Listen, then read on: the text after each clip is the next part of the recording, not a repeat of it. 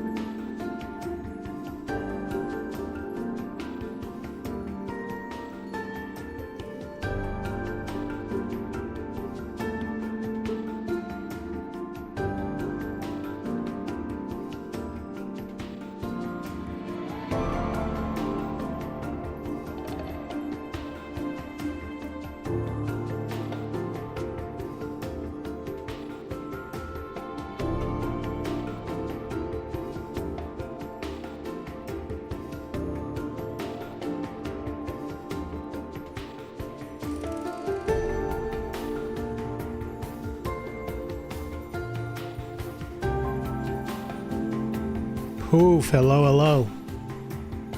This song is so chill.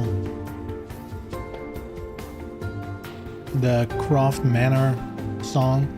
You can just, if you want a chill afternoon, just turn this. Just put this on in the background. Not too loud. Oh. I actually should try that. Sounds pretty chill. Hello, everyone. Hello. How's everyone doing? How are we feeling? Oh. We have some stuff to talk about. Not that much, but you know, enough. Let's. There we go. Here we go. There's a little trailer that dropped today for a little game called Assassin's Creed Shadows. No, Sony's Assassin's Creed Shadows. Ghosts of Yotei. I don't know the correct pronunciation, but they just dropped a trailer out of nowhere, it seems. So let's take a peek, shall we? Oh, I don't know how the volume is. Sure, it's fine. Unreal.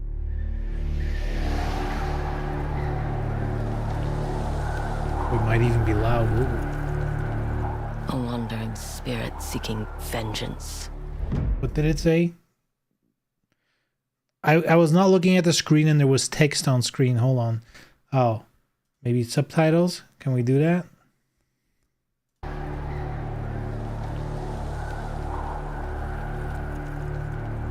A wandering spirit seeking vengeance.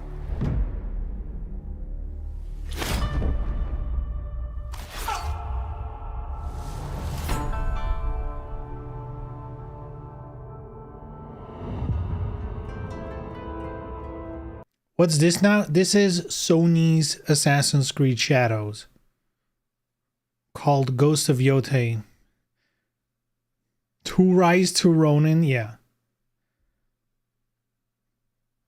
Sony's The Ghost of the Assassin's Ronin.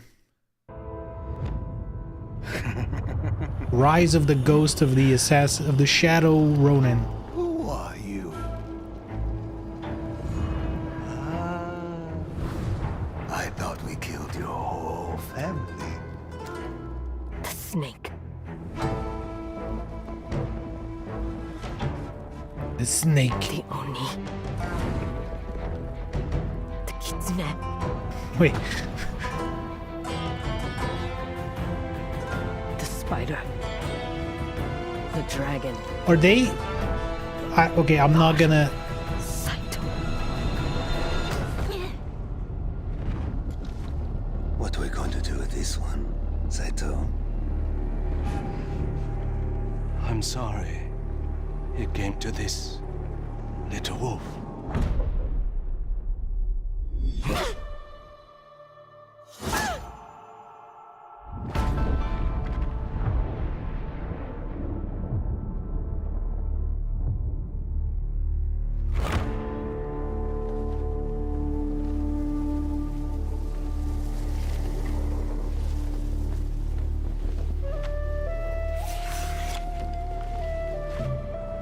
Yo, she's carrying the biwa for guitar.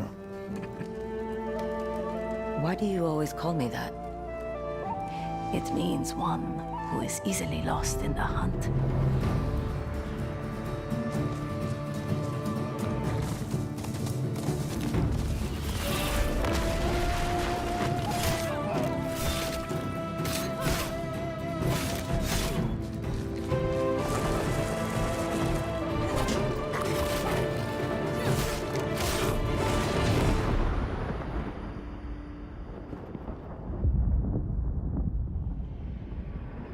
Looks cool. I will say, look, I'm gonna play this. I love the original game. I have to go home. Back where all That's this cool. started. Yo, October 2nd. Nice. I will say it is unfortunate that it's at the end of the year, so maybe by then, you know, Assassin's Creed Shadows is going to be a little more in the back of my memory. But right now, when I'm looking at this stuff, you know, like especially this, like the environments and stuff, like, you know, I'm sure in game the visual fidelity is going to be higher than Assassin's Creed Shadows, but I don't think it's going to be by that much, because this visually, you know, with the YouTube compression, right? I don't think it looks leaps and bounds better.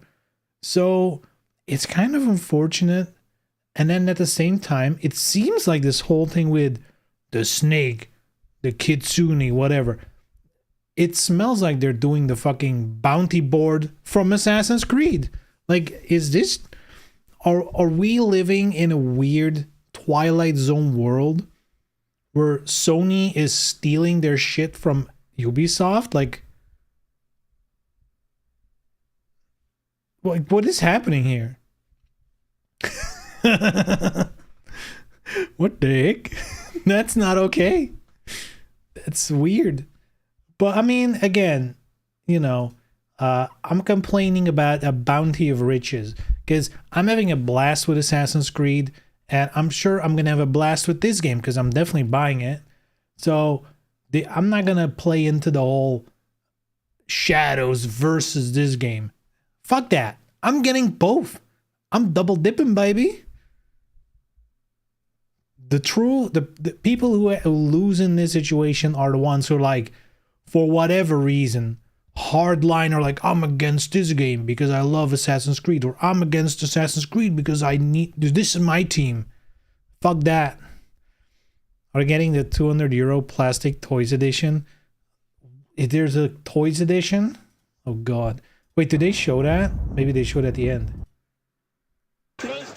No limits, especially on your wallet. Hold on, is there more information? Hold on, I thought it was just a trailer. Hold on. My guess is PlayStation blog, probably. They probably have some shit there. Here we go. Ghosts of Utah. Can you guys see that? You can. You got eyes. The wall scroll edition, I'm assuming. I mean, maybe. Of course it's in the fucking headline. It's in the what's this called? Like is it the byline? What's it called? The headline and the whatever. Header number 2. Header 2. Subhead? Damn. That sounds like subhead also sounds like people who love subwoofers. You know, they're like really into subwoofers. They're like, oh, he's a subhead.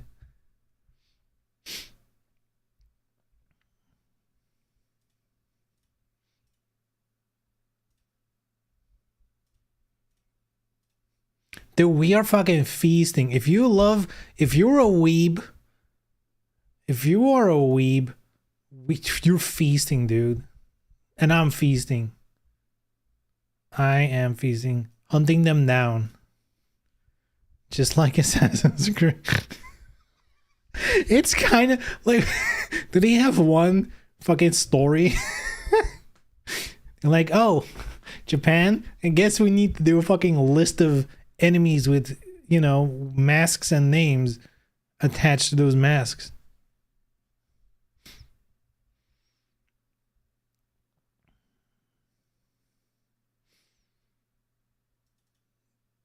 Pick which member you want to hunt down first. All right. Wait, hold on. Do we have background music from the game? I can do that. I actually can't hear it myself. It's only for you guys. There you go. You have some background noise. I actually don't know. It's probably the... What's playing? The main menu music? Great. Good shit.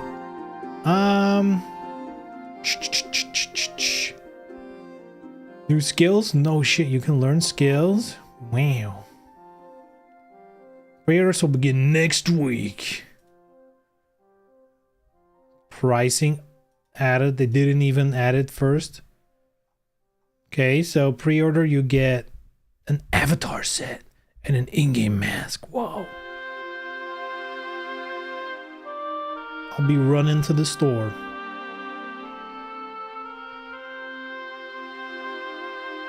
Standard edition. Oh, this is digital deluxe. Okay. There is no physical deluxe. God, I'm so tired of this bullshit.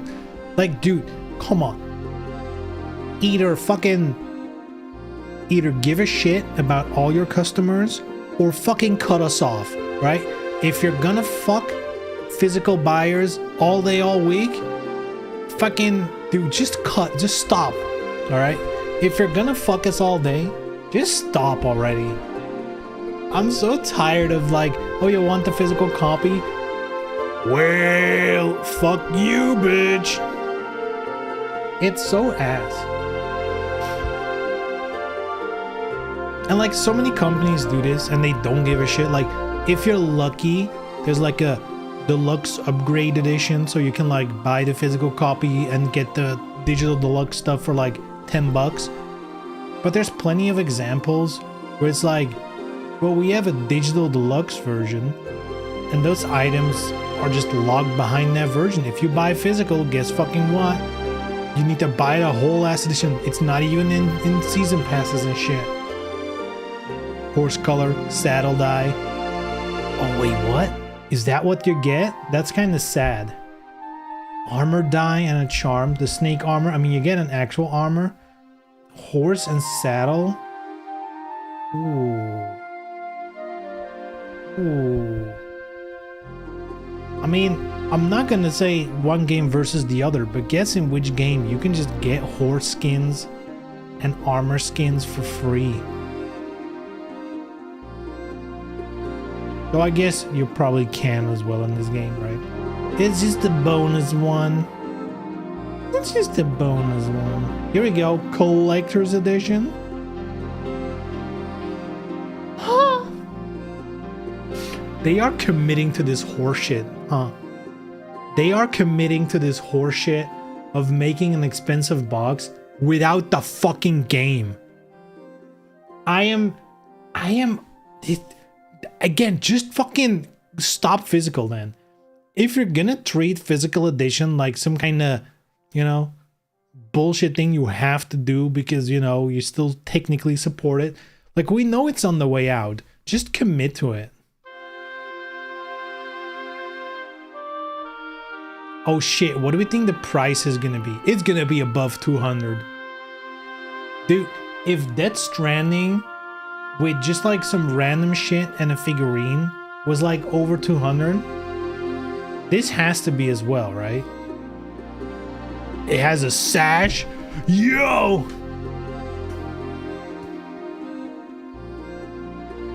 It has... Why does it have the same thing as Assassin's Creed? I mean, the jokes, it writes itself, you know? It's... Art cards, I mean, just like Assassin's Creed. The cock ring, exactly. Papercraft. Papercraft, so it's like, okay, cardboard. Coin, game, and pouch. Coin game. So, oh, there's probably like a mini game and you get the game. That's funny. That's funny. If this is not too expensive, but at the same time, it's gonna be too expensive. It's gonna be too expensive for what it is. And coin game, what the fuck is coin game? It's probably like checkers or some shit.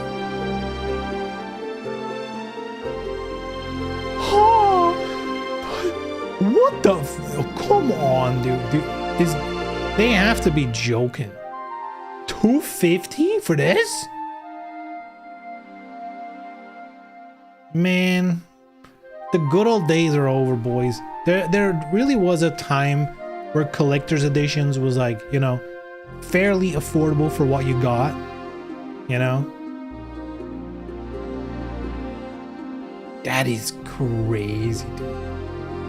Like, I remember old man talking. Hold on, old man talking. I remember buying some of the Assassin's Creed collector's editions, like from the figurines you see back there. I have like a bunch that came with collector's editions. They were like, you know, 120, 150 max, right? Sure, they went up in price over time, as all this shit does, you know? But man, the mask, I mean, I guess there's a market for it. At the same time, you can still buy the Death Stranding collector's edition, even though it's supposedly limited, you know? And here's the thing, plenty of people love Death Stranding, right? And still people are not buying it. So people are just priced out of this shit now. And also digital. I think for a lot of people, at least for me, the idea of like the collector's edition is supposed to be, in my opinion, the ultimate, like, you get physical bullshit edition, right? Like, usually I'm just after a cool figurine. That's usually what I'm going for. But you know, if you get like a whack-ass wall scroll or some shit, I'll take it, you know, if it's fun. But you know what the ultimate physical goodie is? The fucking game. How? God, thank God Assassin's Creed was still in the fucking box. They better not stop that. You know, Ubisoft better be fucking, you know, against this shit. But they probably won't be. This shit is only gonna get more normalized. I don't know. Wasn't there a game where they did a collector's edition and it just didn't even include the game at all? Right, they're like, here's just a box of goodies you can buy. The collector's edition of the game, minus the game, of course. Wait, wasn't that Sony as well? Wasn't that a fucking, what's the game called? With the robot dinosaurs. Fuck, how am I blanking on the name? Horizon. Wasn't that Horizon? Didn't they do that? The gameless collector's edition of the game?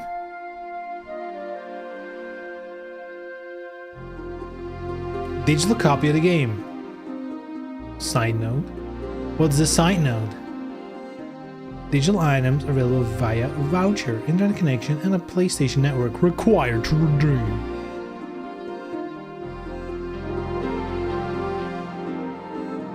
The mask is built to scale with Jin's mask from our Ghost of Tsushima collector's edition. Oh. I guess that makes sense if they already did a mask. I don't even remember for Ghost of Tsushima.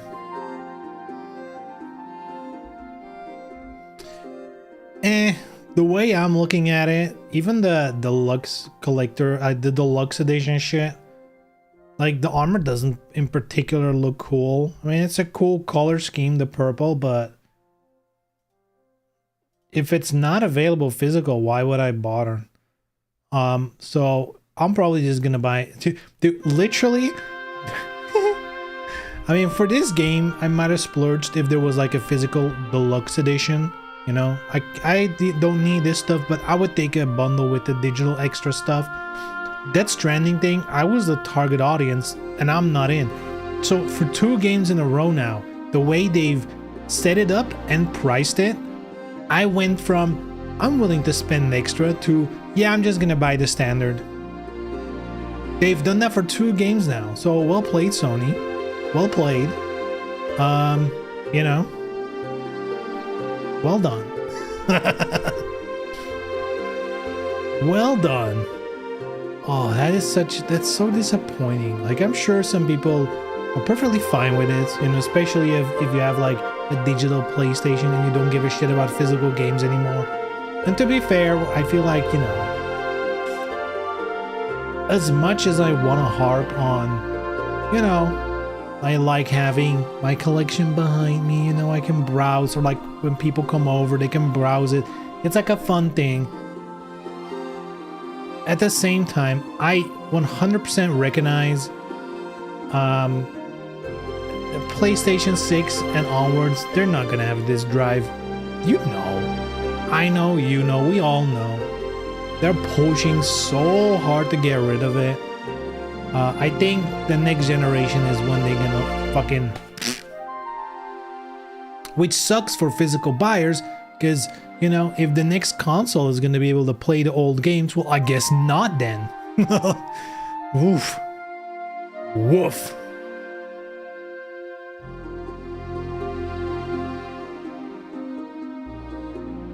Unless they sell like a USB disk drive.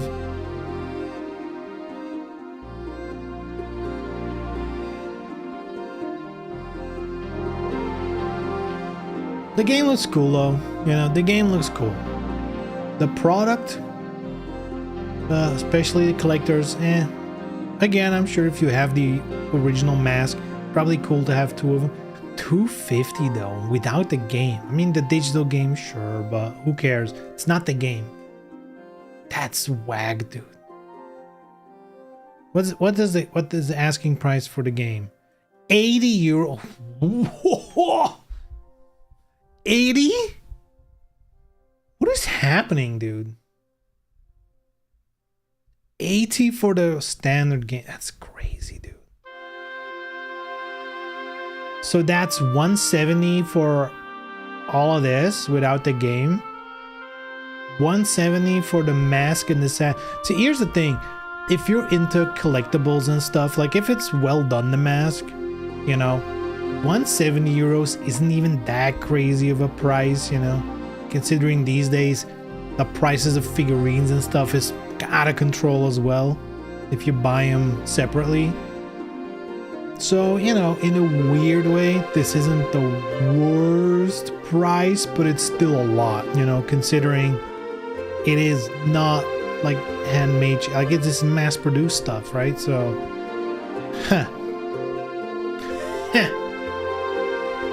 Well, in any case, that was a little segment Go Yoto. I mean, I'm excited for the game. I'm glad it's at the end of the year, because again, this year was kind of like, oh, Assassin's Creed's coming out. If this game comes out close to it, that's gonna be ass. Even if you like both of the games, it's probably not fun to play them both back to back. Seems insane to me. They want some breathing room in between, which is fine. So, good job. October though. I mean, yeah, that's a good period. That's a good time. Alright, what else do I want to talk about? Until Dawn, the movie. Not much to say about this other than it's coming out in 2 days, apparently. I'm watching it this weekend and I'm excited for it because, get this, you might be like, what the fuck? They're making a movie, right? That might be, you know, that might be your reaction right now.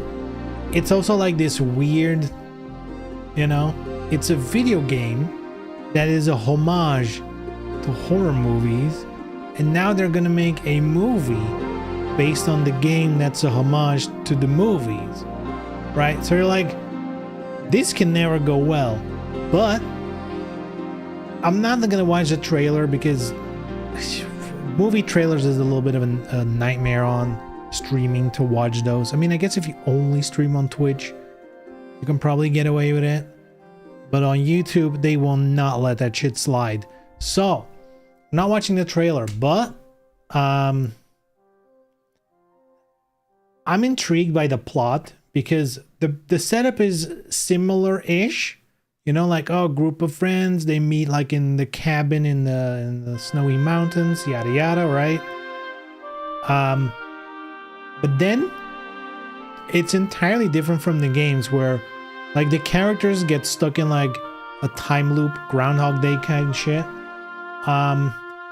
And I really don't know that much more about it other than I'm assuming, and I don't know yet because I haven't watched it yet, I'm assuming they are gonna use some of the game stuff, but you know, like in the time loop shit, instead of like it just recreating the plot of the game in a movie.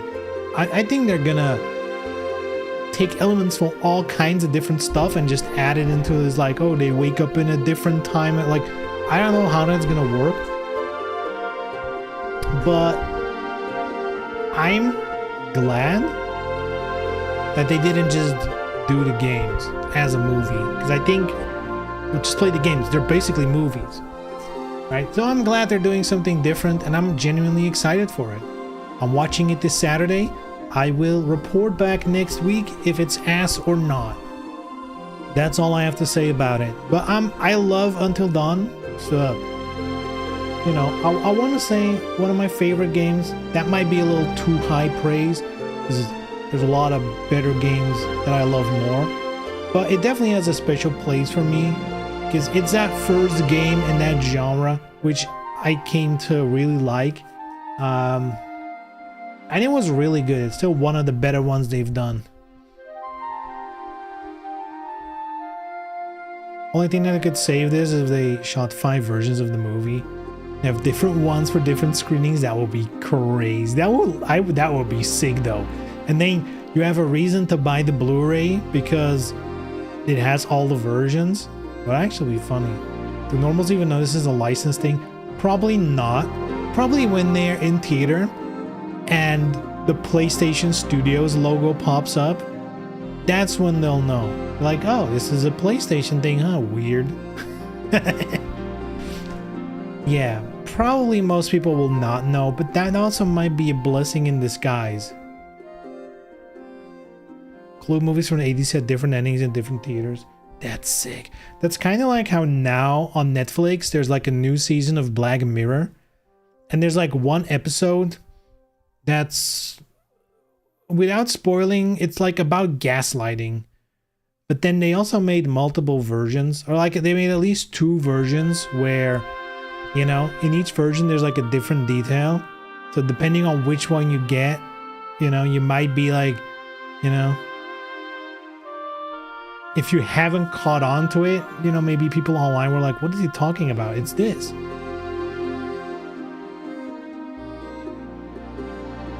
And then a weird multicut for syndication on video for Clue. That's, I mean, I like that kind of stuff when they like do fun shit. Anyway, the tagline is also every night, hold on, every night a different nightmare. So I'm assuming they're like in this loop, and I don't know if they're gonna directly go to the games. It would be cool if the characters, you know, every night they just land in the next game. I guess here's the thing though, Until Dawn is a Sony thing, and that's the only one. The Dark Picture stuff, that's kind of separate from this, so they can, I mean, will they? Probably not, but I mean, it's a cool idea. I like the idea. It's different than the game, and that makes me happy. Hopefully it's good. I like a good horror movie, so I'm excited. Then I was looking at I was still looking for some good gameplay footage because I was watching Maximilian talk about this. By the way, 2XKO, there's just been a beta, alpha, whatever. Let's open Sajam's thing here. Oh, there's. Shut up. Also, shout out to Sajam, right? But I was looking at some of this footage and like, maybe I will use the sound. Wait, you guys still have the game music. Hold on.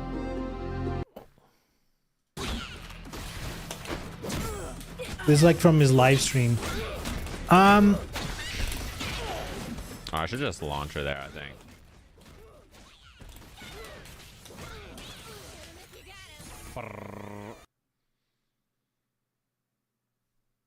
I have a bias. I'm not a fan of Marvel vs. Capcom assist fighters in general. Like I tried Marvel vs. Capcom. I think 3 is one I played. I tried like the Power Rangers game. It's not for me. This game has been hyped. You know, the savior of fighting games, yada yada, all that stuff. Riot is gonna, you know, they're gonna save the FGC or whatever. This kind of looks like garbage. I don't know. This kind of looks ass. Ugh. I don't know. This looks so ass, Oh, dude. no, I don't back. know. Don't hurt me. Like, come on. I don't. Oh my god. This looks like Fortnite, the fighting game. I don't know how else to put it. It looks so. You know, to use the online grifters verbiage. This is a game for modern audiences. All right. That's the word they like to use, you know, to conceal their fucking hateful spew. But, you know, I mean it in like I guess the actual meaning of the word. This is a very current day interpretation, I guess, What is she saying? of this kind of stuff. I don't know. I just, it looks so, Oh no. it looks so not good. It looks all flash, no substance. I don't know. I'm making a judgment call based on like watching gameplay, but nothing about this is screaming to me, oh, I need to check this out. You know? Now, I will check it out because it's gonna be free to play. Might as well give it like an hour. Might be as hard. Might be But harder I than can't thought. imagine. I mean, you know what? It's gonna be like a stream. I'll play it on one I stream. thought it was gonna be hard. And unless the gameplay by the time this ever comes out is like super captivating, I can't see myself playing this at all. Like happening? ever. This looks so, I don't know. It's, you know, look, I don't want to yuck anyone's yum.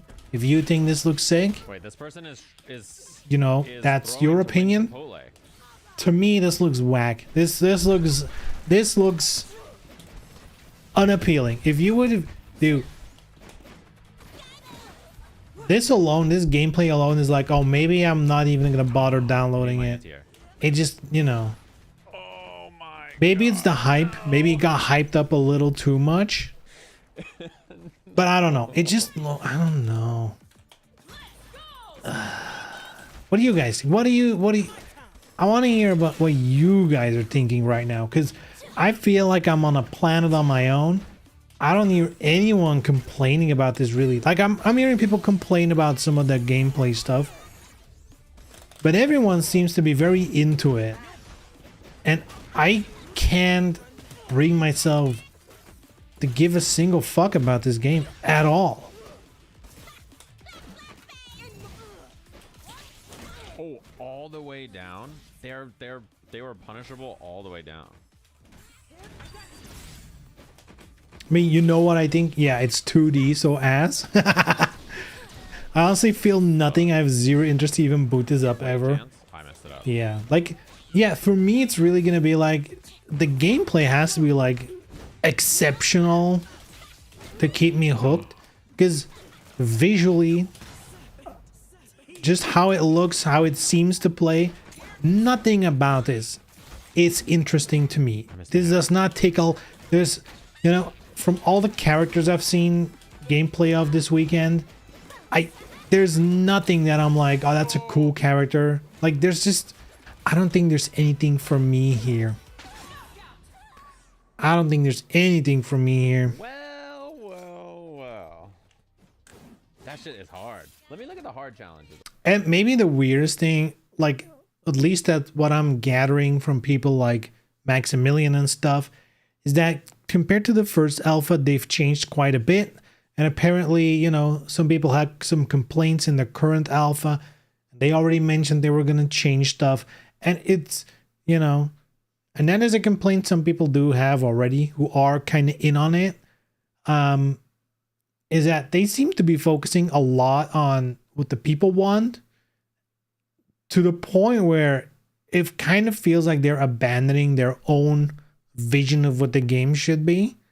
And they're just like completely changing stuff and whatever because people complain. And, you know, I don't, you know, when is this game going to come out? That's the question, I guess. It feels like they've been cooking this for so long already. You know, there's been hype for it for so long. I think there must be people like me who are just burned out on, you know, it's going to be so fucking sick. Not seeing anything that's different to me from any other 2D fighting game. Yup. It just looks like any other 2D fighting game, right? Are hard. Win a game with random select. Except Turn around Fortnite. using special moves, The land graphics are just less unique, I guess. Because these are just if I didn't know this was based on League of Legends, you could tell me these are Fortnite characters, I would have believed you. Right? Like, absolutely. I play it if some lady wants to spend time with me, and it's the only way. But that's about it. Yeah, and it's also great confirmation that she's not for you. Like, oh, you like this? I mean, it means she liked fighting games, which, I mean, I love Goku from Fortnite. Yeah, I can fix her, introduce her to the one and true best game. DOA 2. Anyway, for a game that's been hyped this much, the more I see from it, like gameplay wise, I'm like, Again,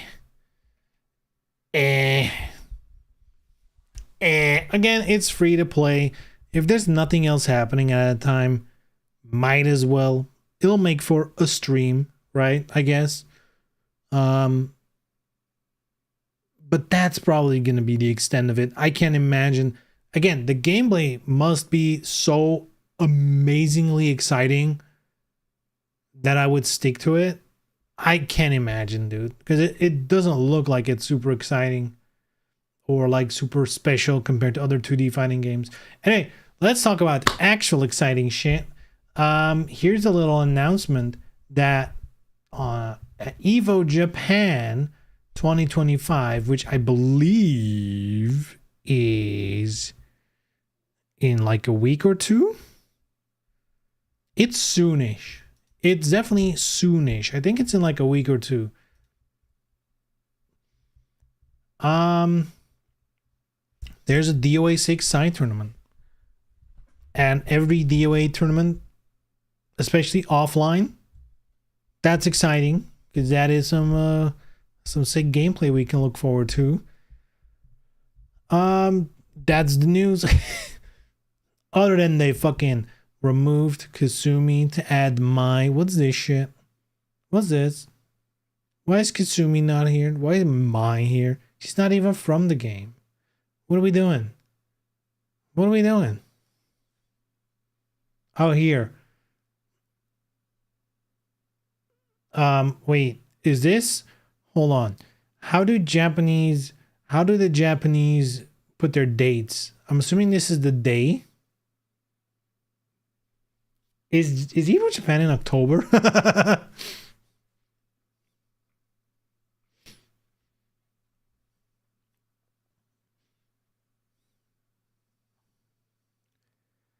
That better be Year Monday. Yeah. That would still make sense. The only date notation that doesn't make sense is the American one. I mean, let's be honest. Month first? Are you crazy? In what unit? Have you ever put the date in a file name? Disgusting.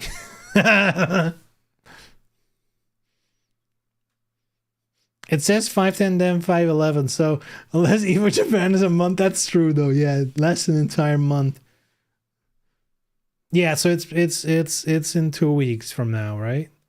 Yeah, that's in 2 weeks, the weekend. Nice. This is actually, as someone who, on a computer, this is the most sensible way to write a date, by the way. Year, month, day. That's the most sensible way. It is what it is. It is what it is.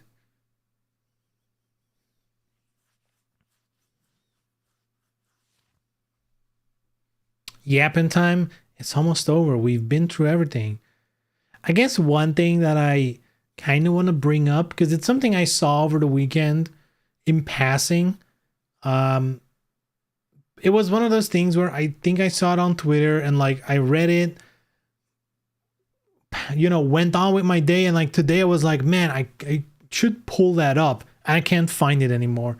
So it's like one of those things where people just talking, right? But the thing was, there was like was it a content creator? Someone, I think it was a content creator, was like, oh man, I've been playing DOA because they were like tired of Tekken or whatever. Playing DOA 5 on stream. They're like, oh man, it's been really fun. So what's bad about DOA 6? That's what he asked. Like, what's bad about DOA 6? And then the comments were like, like the replies, you get the usual, oh, but it has meter and the ground game and, whatever, right? They just point and name the thing. And then this content creator did the unthinkable. He asked, okay, but what about it is bad? Right? And then basically it turned into every person who just said the meter, the ground game, the whatever, the sidestep, right? When they were asked to elaborate what about it they found bad, they just couldn't answer. They're like, I'm going to have to, maybe you should ask Emery Reigns, or like some shit like that always. And it kind of struck me as like, wait, I think people just hating. They just don't know what they hate. They just point. Was it Mike Hollow? Possible. Very possible. It struck me as funny that, like,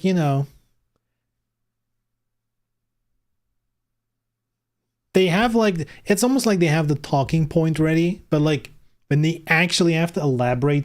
So what about the ground game do you not like in 6? Or it's better in 5. Yeah, but like what's bad about 6? Like at the very least have an answer ready, dude. Kind of funny to me.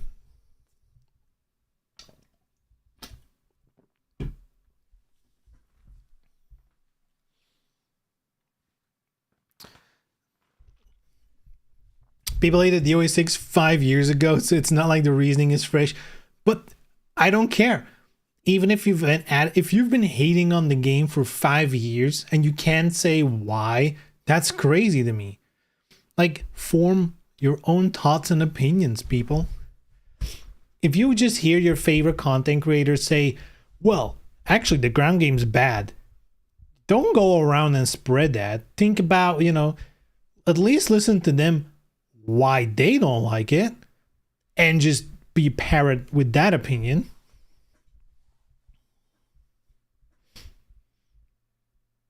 At least that's how I think about it. At least that's how I think about it. I think it was also on that trend that Excalibur Blades did like a whole, what he thought, it was fairly interesting to read his point of view. It was one part, oh god, I'm gonna have to look this up, hold on.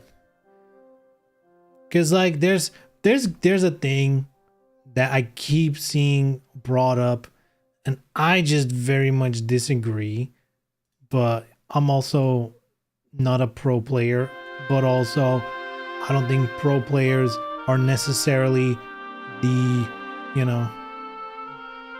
omega source of truth on everything or whatever. Let's see, how am I gonna fucking find this? I guess I'll just search Mike Hollow. I guess that's probably where we're gonna go.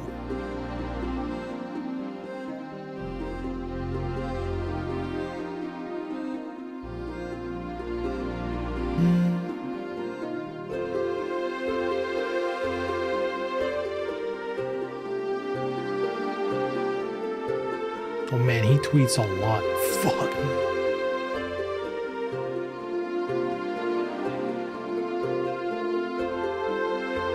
Oh, here we go.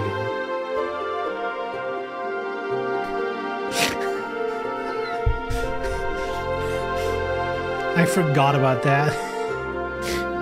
This fucker typed it out in notes and then like made a video of him scrolling through it.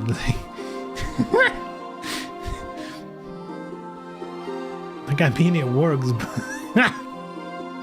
that's a way of putting it. Let's see here. Boom. Oh boy.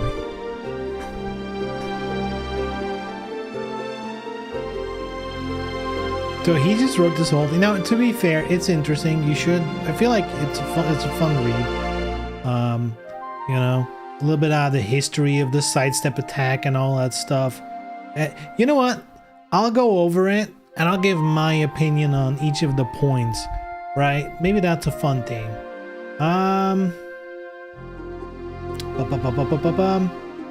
Yeah, I guess this is also a good point that no matter what your criticism about 6 is, the core is still DOA, and I feel like if you like DOA gameplay in general, you'll probably still play DOA 6 over like Tekken or whatever else, you know? You might have preferences of like maybe 5 is better than 6, whatever, but you'll still, if someone's like, hey, we can play DOA 6 or 2XKO, which one you want to play? You're like, yeah, let's do DOA 6. So I think that's already a good point to begin with. Oh god, what's with this quality? Twitter, the moment I browse, it's gonna go to shit. Oh man. Oh man. Excuse me. So yeah, talking about the sidestep stuff, you know, we're all DOA players here. We know what happened between DOA 5 and 6. I mean, I'm fully in agreement here. I feel like the DOA 6 sidestep attack thing, it's just dog shit. It's like, really, at the end of the day, it's just dog shit. They should have just not touched it. Like, literally just having a sidestep and having like a punch and a kick option was perfectly fine. And it would have, I mean, I don't know.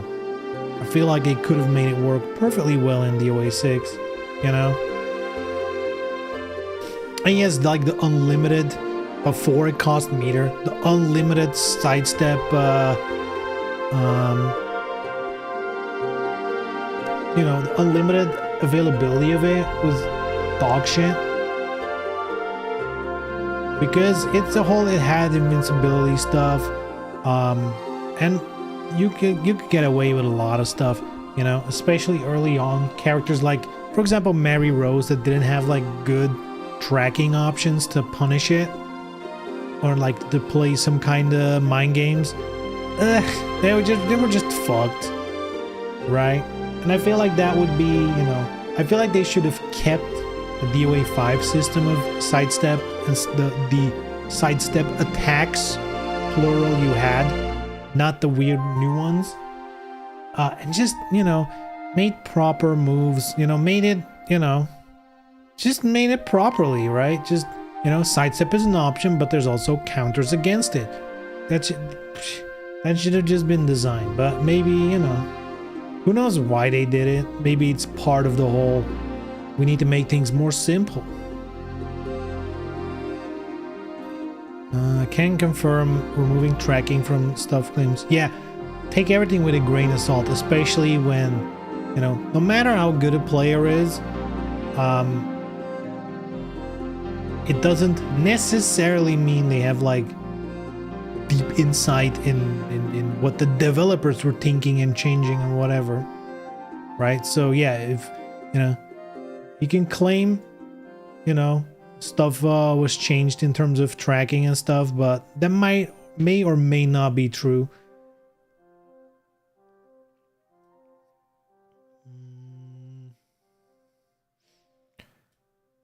Most tracking property on strings were taken out. Is this true? It doesn't feel like it's necessarily true. I think sidestep attack was just too strong. You know, because like if you just do a sidestep without the sidestep attack, a lot of strings will re-track, no? Because if not, doing a sidestep without the sidestep attack would be fucking sick as well.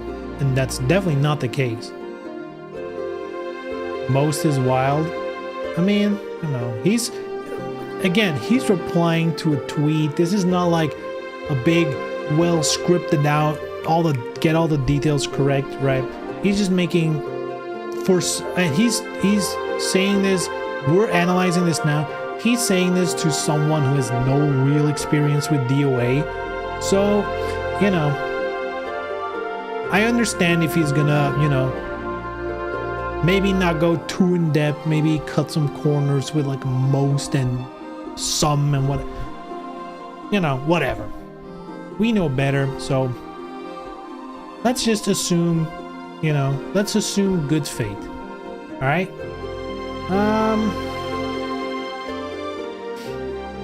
But anyway, like the general point I think stands where I feel like the sidestep attack stuff in DOA 6,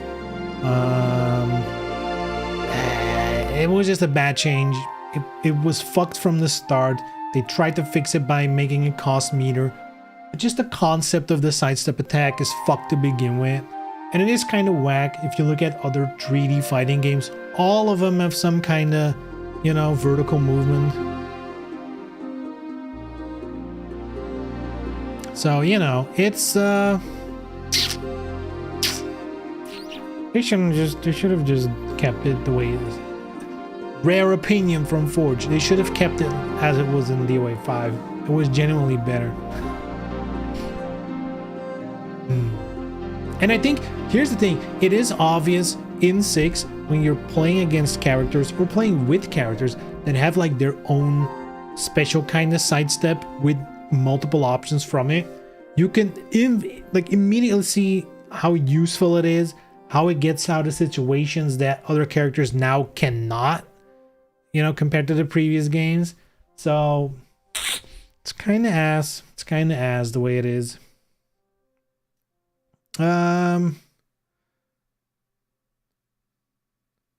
Feeling the mess with the strings would protect.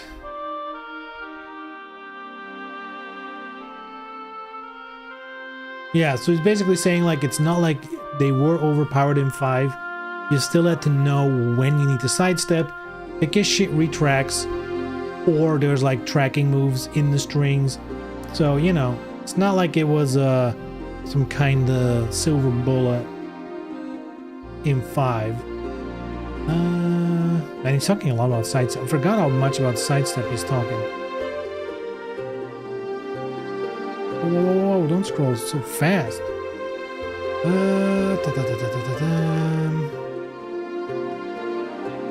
Oh yeah, so this is a big block of text, but he's also touching on stagger escaping.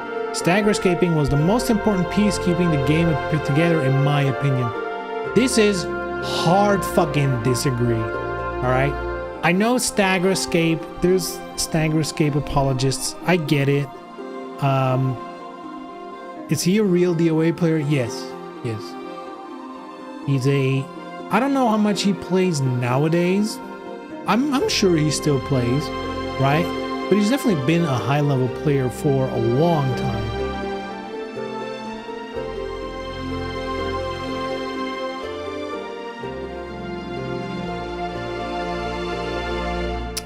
So yeah. I hard disagree on stagger escape. To me, stagger escaping is busy work. Like it doesn't really add anything to the game. The only thing it adds, so this is my issue with stagger escape. The only thing it adds to the game is that if you don't know about it, if you're a low, like if you're not a high level player, high level players will have an easier time beating you. That's basically it. That's the only thing it does. Because at the high level, everyone was just stagger escaping all the fucking time anyway. So realistically, you know, and this is what happened. Look at any fucking combo video or any guide video from the DOA 5 days. What's the first thing you would learn? Oh, here's a stun setup that's not stagger escapable. You just learn those.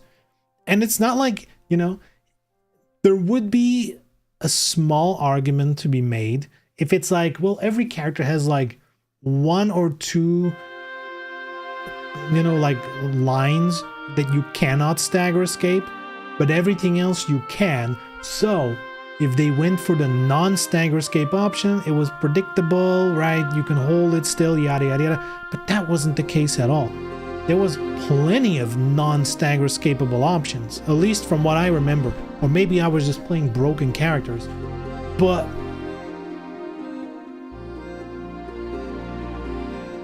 like to say this is like it. To me, stagger escaping was just punishing, you know, people who didn't do it.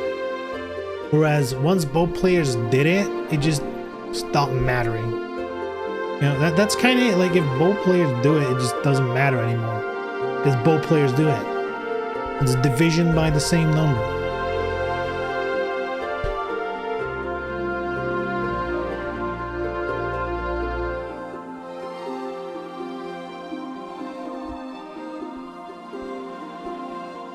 And yeah, his argument, again, if you know how to stagger escape, you can narrow down the moves that you need to use to continue the stun, make it easier to read a hold. Basically like, oh, because there's only a select amount of routes you can take for, you know, like unescapable stagger escape stun loops, right? You had an easier time fishing for which hold you need to do. But, you know, I feel like that's more of a theory than in practice argument. I think in practice,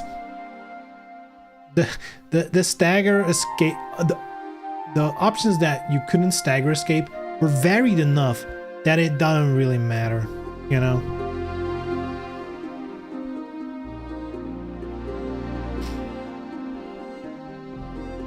This mechanic is controversial. Yeah, because it sucks ass. Look, everyone can have their opinion, right? Let's not be too harsh. He can have his opinion if he really likes it, but I think if you sit down and you look at the numbers of it, I think it's gonna come down to it's kind of irrelevant, and removing it isn't really an issue. I don't think it really has changed much, other than it's now, you know, now people who don't stagger escape are on the same level as you, instead of, you know, low level players just getting their shit kicked in because they don't know about it.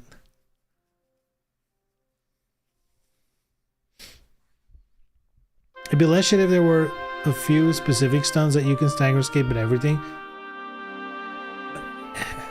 To me, it always comes down to like, what are we gaining? Like in terms of like options or mind games, or like, because a lot of DOA is about the mind games and the options you have from certain positions and stuff. Like, what does stagger escape really give you extra? You know, other than the theoretical example of it forces players to choose for specific moves that you can't escape, so your hold options are less. Like, if your options to hold are 1 in 3 still, like if you have 3 different options, it's probably the same as anything else.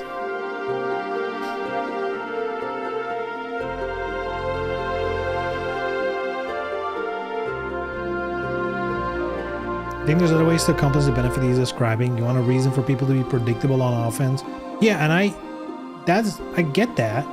It's just a really bad way of doing it, and I don't think the result in practice actually aligns with the idea. I think the non-stagger escapable options are still plenty enough that, you know, there's no real way of predicting a hold more than any other, you know.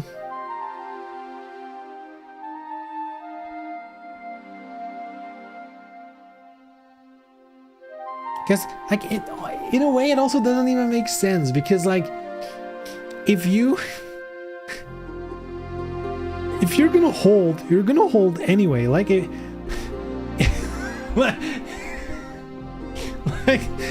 doesn't even matter. Like if you make the decision to hold, you're locked in anyway.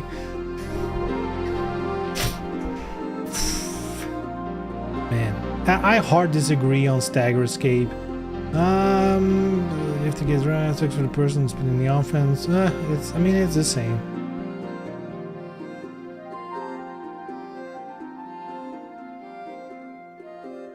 Yeah, and then harping on the break hold. You get out of the situation for free, which is, I mean, look, I have my gripes with Breakhold as well. Calling it getting out of the situation for free when it's to a point almost the exact same mix-up, right? Like with Stagger Escape, either you hold for a unstagger escapable move, or you block to anticipate that they do a move that you're stagger escaping out of. And a Breakhold, you either, you know, you either throw it, like you either do the Breakhold or you, I guess, don't do it, anticipating that they would whatever. It's, I don't know. It feels like a little contrived.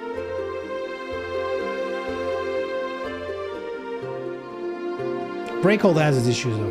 What I do think, you know, the most toxic thing about this mechanic is that it's side swapped, which I kind of agree. That's kind of, you know, I'm so used to it at this point that I don't really think about it that much. It is kind of ass, you know? It is kind of ass that it's side switches, you know? Because, you know, there's really situations, yeah, if you're in the corner and you just Breakhold, now they're in the corner. And like, not only, like, I think Breakhold conceptually should be like, hey, I have no way out, or I don't know the way out, and to offset my lack of knowledge, or, you know, trying to play it a little more safe, you know, for me to have an umbrella of catching more options, there should be something opposed to that, right? Which in the OA6's case is you spent meter. Not nearly enough in my opinion, but whatever, right? But to then also put you in the advantageous position in the corner, it's kind of like, like that's kind of unnecessary, right? Like, I agree that it should be something that puts you back into neutral.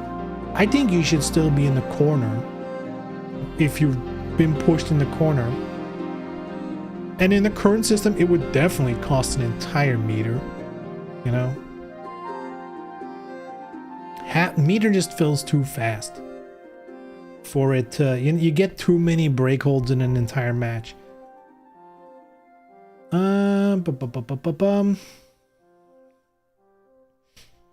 Ground game. It's another one. Ground game was taken away entirely. There's no ground game anymore. Leaving kicks unchecked and buffed with increased range as well. Not sure on that. That could be true. I don't actually know. Not a person who made a mistake can make you guess on their wake up with the addition of worrying about if they will wake up and mash. There's no way to get someone off the floor after a combo or a random knockdown because they give you invuln the moment you touch the ground or get a wall splat. The meta in 6 after a combo is to reset neutral or 3-way gets, you decide to stand over them. Actually the most ridiculous thing about 6. I mean,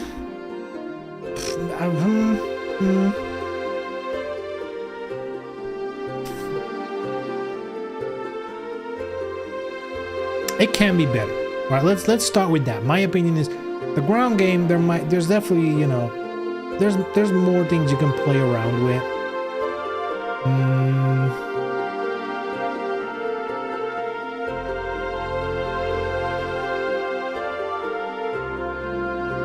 Ground game was awful pre 1.19. The two guesses aren't in the attacker's favor even after 1.19. Yeah, I think Oki is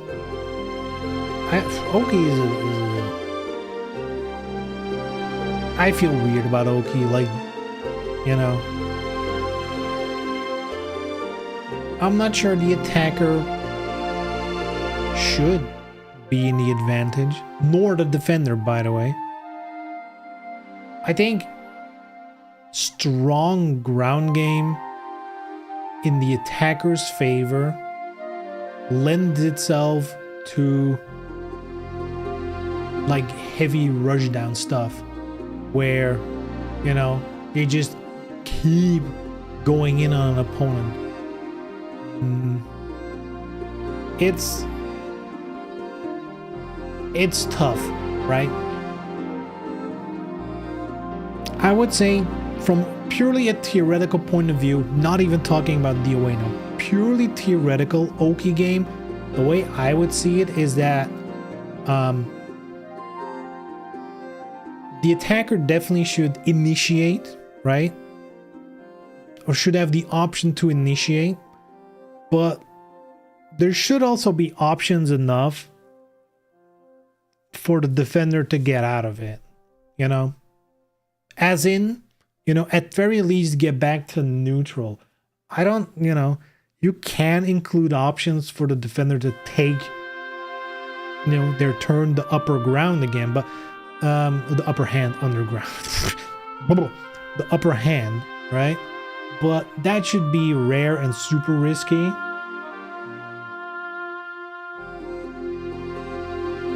But I wouldn't want the attacker to just have like a default advantage just on the, you know, on the virtue of already having a successful combo. You know, it's if Oki is too much in the favor of the attacker, it definitely can feel like a win more mechanic, which I think you should always try to avoid.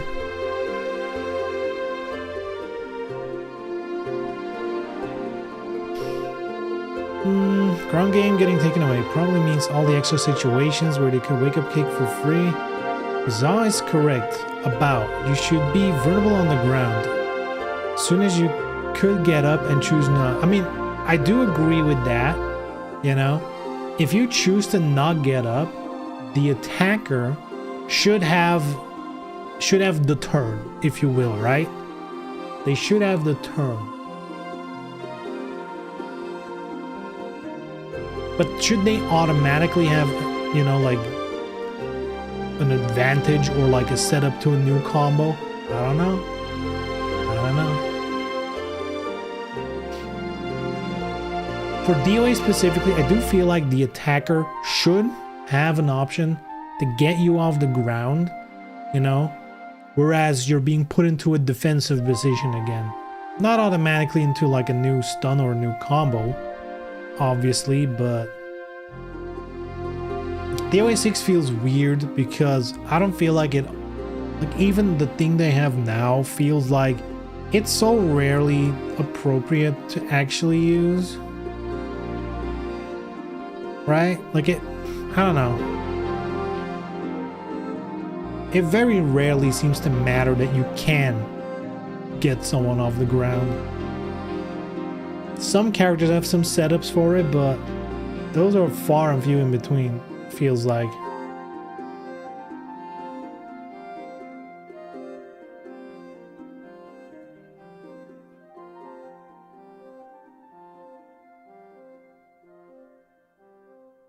You have to guess right twice as the attacker. Yeah.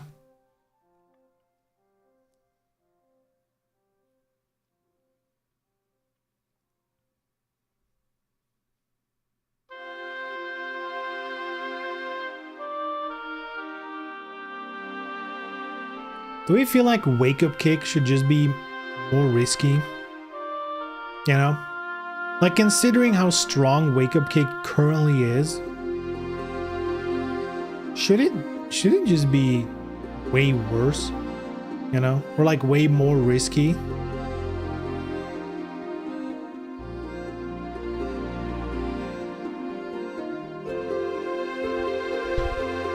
Like, imagine if Wake Up Kick is automatically, you know, like every character can punish it, and the first hit after, you know, like if you punish a Wake Up Kick, you get like high counter damage, you know.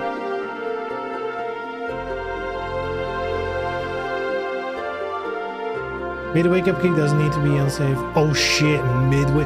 Are we going back to mid and high Wake Up Kick? Oh.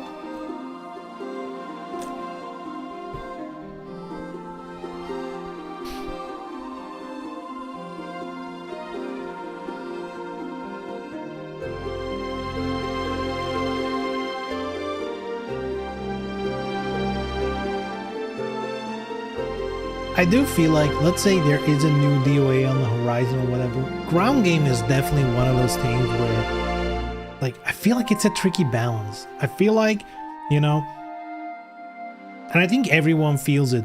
If you inch it a little too far to the defender side, it feels fucked. If you push it a little far to the attacker side, it feels fucked. It's like, it's really dancing on the blade of a razor. Because nobody likes, like, if the Oki game is always in the attacker's favor, that just sucks, you know? They just keep ruffle stomping you.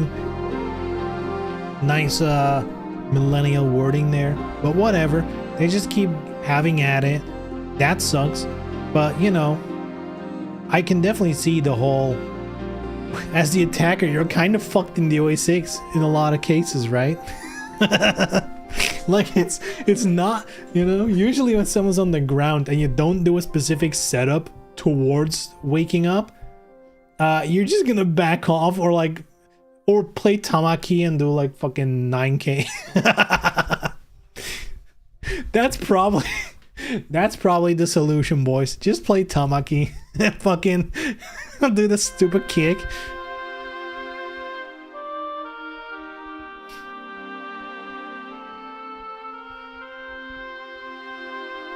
They should absolutely steal my ground game. Oh shit, I'm not up to date on how it currently works in plus plus.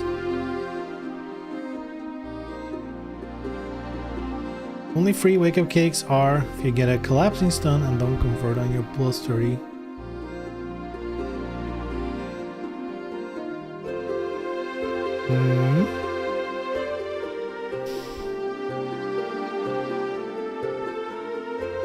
But yeah, it's interesting to me. It's interesting to me where I think I'm less harsh on DOA 6 in general than most people. But I can see, it's funny how sidestepping, fully agree that sidestep is an issue in 6. They fucked that up bad. And he's like, oh, one of the biggest things is fucking stagger escape. To me, it's like, man, I'm 180 on that. I hate stagger escape, and I don't think it adds anything to the game. And then ground game, I recognize it's not good in 6. I don't know. I honestly wouldn't know what to do with ground game. I'm a bad person to ask that. You know, I feel like, at least to me, in a lot of fighting games, it is way too favorable for the attacker, which I'm not a fan of. You know, like, if I had to put a number on it, you know, let's say like 50-50 would be like both the attacker and the defender, like on the ground, have equal amounts of options and advantages. That wouldn't be okay for me. The attacker obviously needs to have an edge. I would say 60-65 towards the attacker, but really not higher, you know? They need to have, you know, I almost want to say just first turn. They need to have like the first deciding factor in it, but that's it, you know? They don't necessarily need to have the upper hand from the get-go the whole time.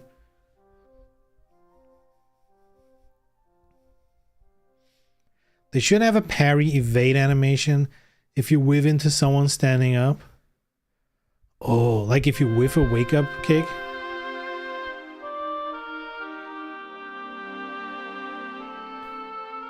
To begin with, standing up is minus because you can start an attack while they're getting up. Yeah, I mean, to me, that's like, you know, that's part of the advantage the attacker gets because of course he gets it. Right?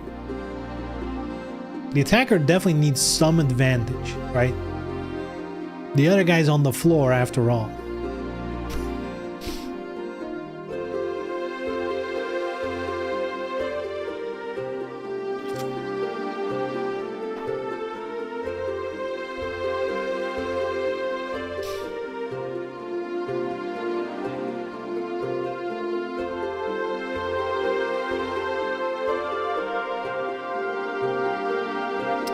I guess you could always make a wake up kick like not invulnerable. Like just any mid interrupts it. Any mid or low just like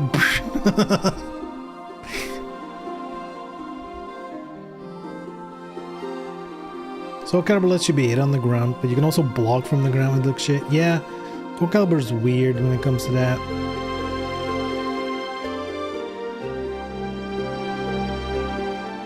It really is like the first option is, are you gonna recover quick or not? Right? I guess that's the first deciding factor. And I feel like if you decide to quickly get up, you know, the worst that happens to you is like the attacker has like some extra plus frames because they can already input something. Maybe, maybe not, depends on the move they do, right? Which also takes care of some moves just put you on the ground, so it removes that option, yada yada yada. There's like, that's step one always. I think that's fine. Once you're on the ground, I definitely feel like actually it's a tough fucking thing, right? Because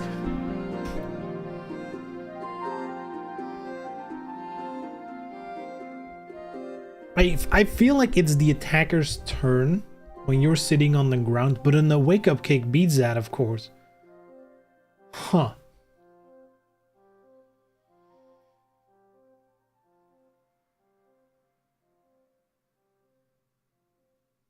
Maybe mid should just beat wake up kicks. I'm just gonna be honest. Maybe mid should just beat wake up kicks.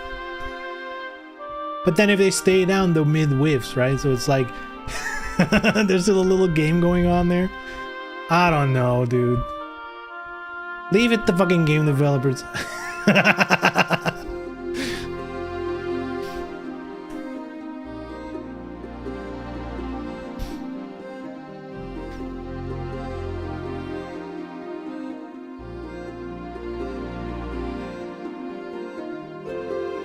I could see making wake up kicks vulnerable a frame sooner, but not during the whole startup.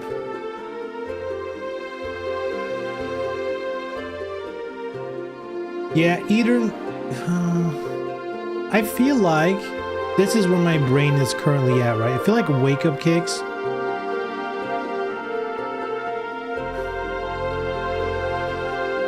You know, rather than being too strong, I guess, it's probably that they just beat too many options at the same time. Like, if you do a wake up kick, like your opponent is not, you know, you take away their ability to get you up. It's also, depending on the character, very hard to even get an advantageous position out of that. Because like if you block it, you just go back to neutral probably. I guess you can hold it, but then you're kind of just back in the okay position. So fucking, you know. I think wake up kick is just too... It just forces situations too much. I guess that's the best way to put it. It forces situations too oppressively. And I think it being invulnerable is part of that.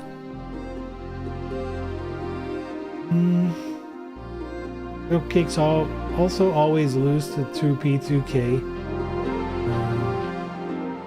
Walk away, it's your turn at +5 or whatever.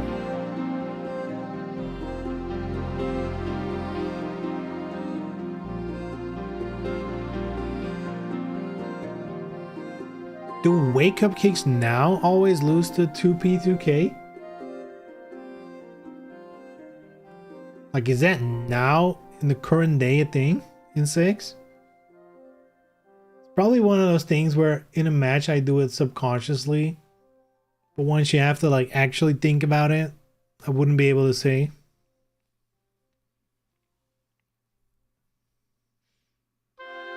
What did you text them in the store? Oh, you mean like the chops down and stuff like that, like the actual ground, the grounded attacks. Are you talking about those? Not like the little chop you can do like with Kasumi and stuff.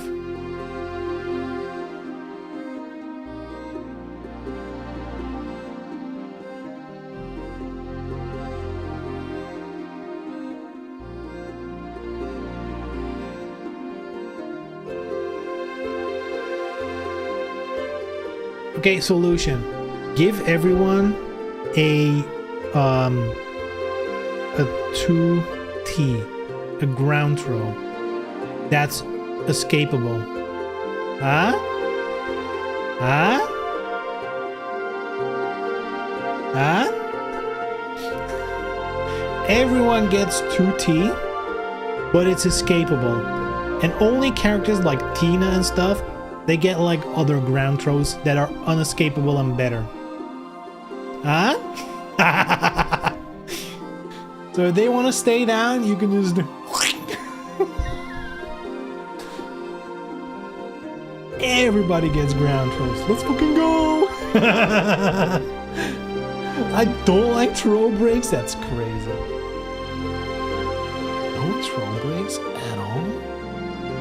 That's crazy.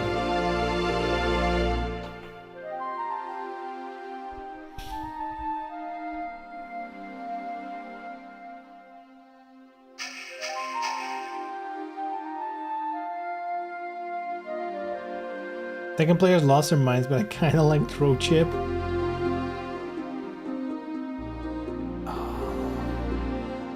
I don't know, man. Ground game is I feel like that's a tough one, at least on my end, right? I don't think there's many games where I feel like the ground game is like perfect. Actually, I don't think I can name a single game where I'm happy with the ground game. It always feels lopsided to one of the two.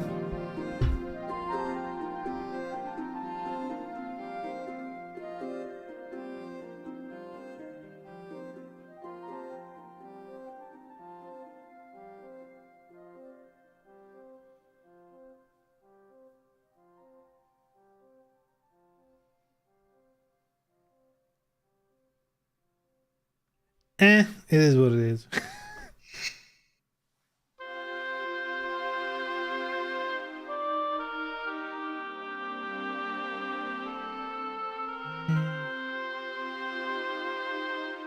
Don't like getting the first part of a chain throw, and when I say throw breaks, I mean like having throws not work at all. Chain throws should be escapable, of course.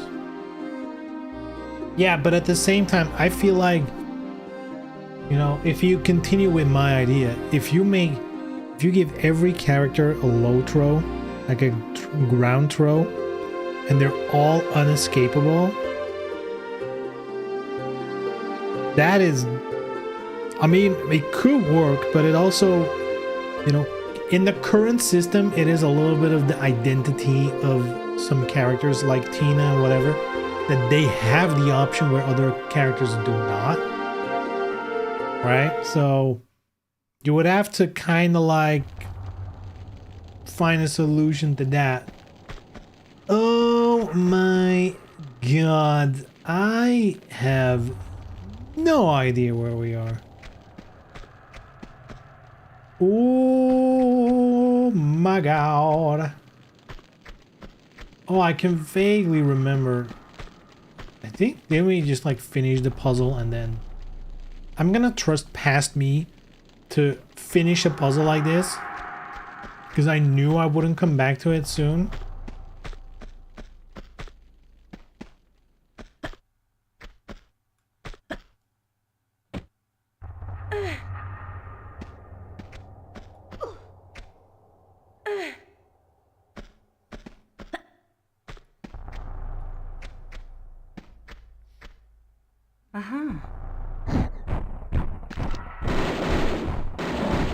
Whoa, whoa, whoa, whoa.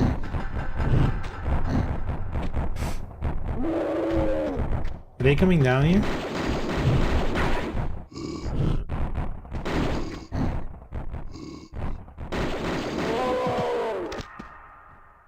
Guess not. I think ground and air throws are probably not a good thing to be universal. Yeah. I was just thinking of like, you know, obviously a ground throw is a good, you know, it's a good thing to get people off the ground, you know, or like a Rachel stomp. If anything, the most effective way of forcing a wake up is just playing Rachel and do the stomp a couple of times If they by then still don't automatically get up every time, it's on them. And if you know what Rachel can do, 9 out of 10, you're fucking getting up. You're not risking that mix at all. Okay, where the fuck am I, dude?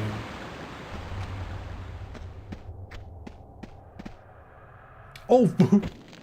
I mean, I guess that's not good.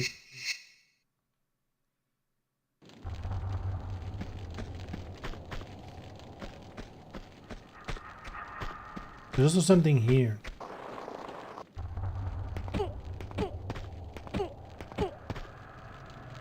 Okay, that's fucked. Can I climb down? And not die? Oh my god. Oh my god. Wait, how do you get back up then? I guess we just climb. She jumps. It's kind of wild.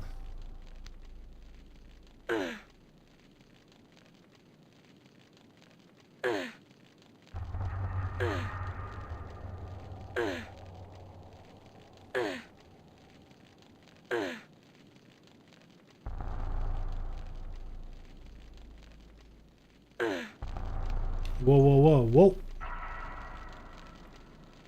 Oh. Okay. Wait, what's over there? And how do you get there? Hold on. Whoa, whoa, whoa. Whoa, that's a secret. That's a secret. How do we get there? Photo mode, show me the way.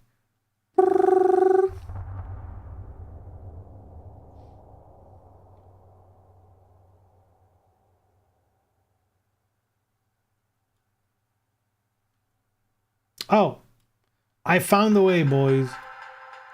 Am I high enough? Are we high enough for this, boys? We are. But actually, I think it's break time. So I think having slow, true force text carries some of what you're looking for. Like even DOA 4 had a mix of 1 hit and 2 hit text, which is 90% 1 hit.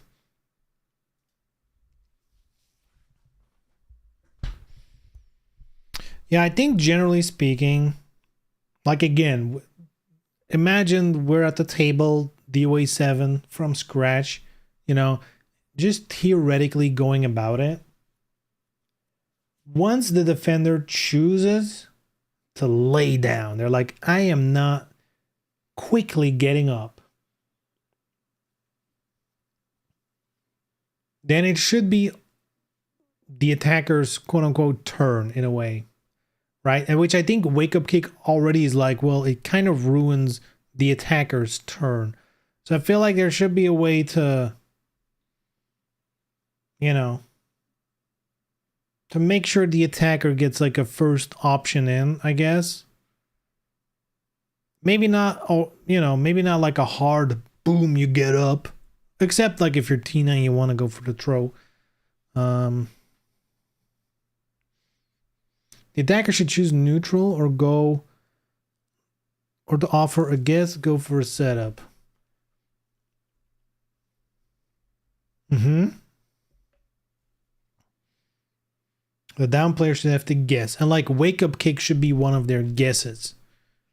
I guess.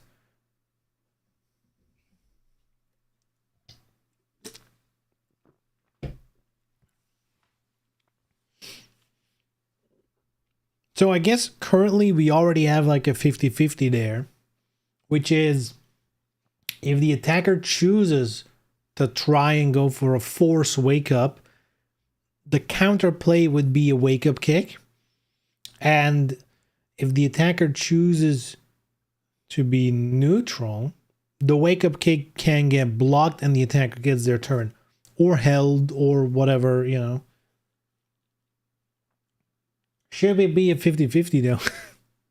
And I guess that's the problem right now is that choosing for the force wake up, you know, if you win that guess, you get nothing. You just need to guess again. That's kind of ass. So you're naturally inclined to go for neutral. Oh, man.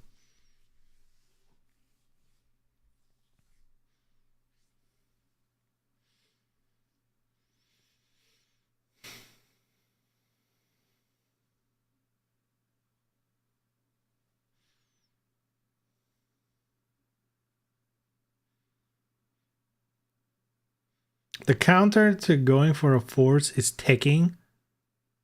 But we're already past the point of ticking, right? Like ticking to me, ticking is obviously dependent on the move of the attacker, but ticking should always be like, hey, I'm going to avoid the Oki situation, but I am giving up on an advantage, in the sense that, you know, a quick wake up should always lead you to, at best case, neutral, worst case, the opponent has plus frames, which is going to be dependent on the attack they do at the end of their string, combo, whatever.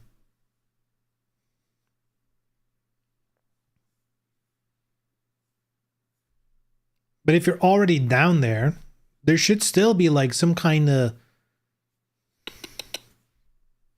play and counterplay.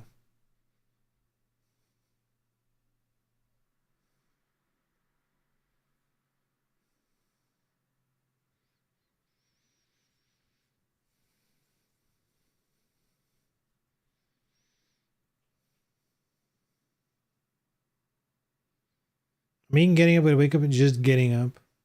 Oh, okay. I see what you mean. Yeah. I got confused. I see what you mean with ticking. Yeah.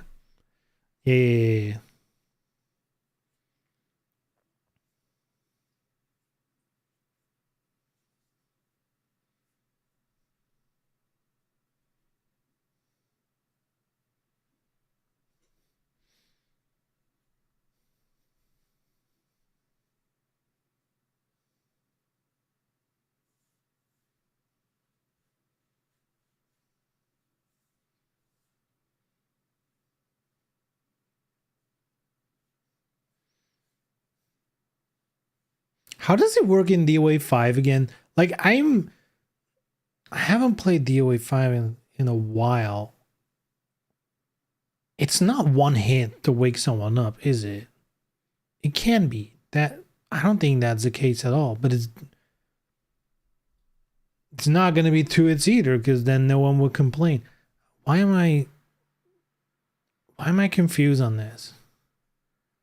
How does that work in DOA 5 again?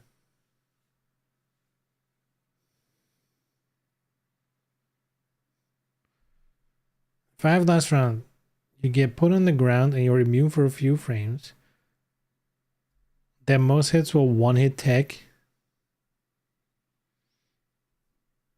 Prevents American recency. What? Is it really one-hit tagging? That's... I don't remember that at all. But again, it's one of those things where it just happens in a way. Like, I don't think about it too much.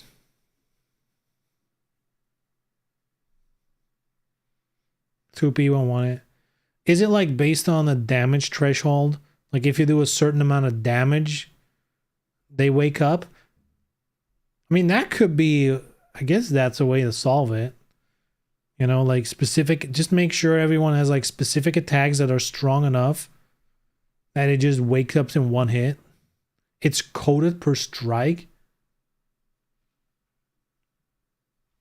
I mean, I guess that's technically the same.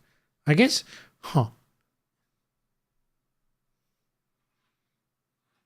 Yeah, they should have just brought that back. They should have just brought that back. It is kind of funny how the more you think about it and talk about it, I guess they kind of had it right. I remember 5 feeling very attacker beneficial.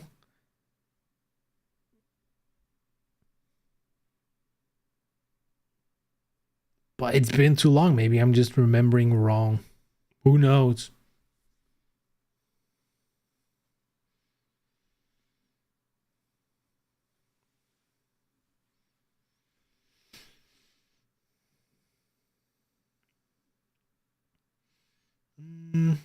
Maybe they chose per move rather than writing logic. There's probably a style guide, but there's no rule.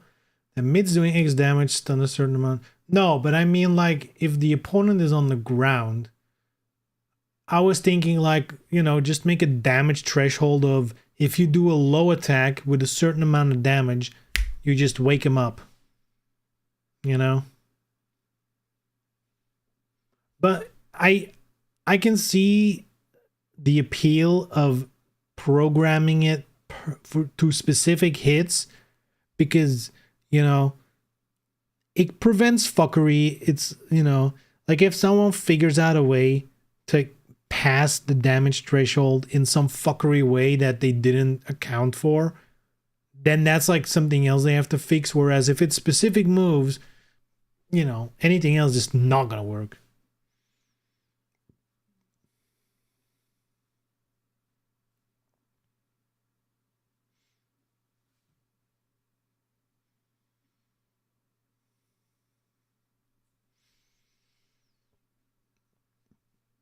In DOA 6, it's any 2 hits or a string that does 13 or more damage. I didn't even know about that second part. Huh.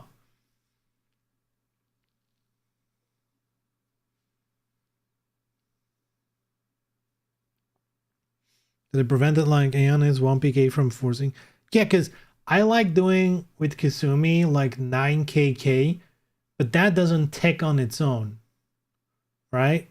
But wouldn't that do a 13 damage though?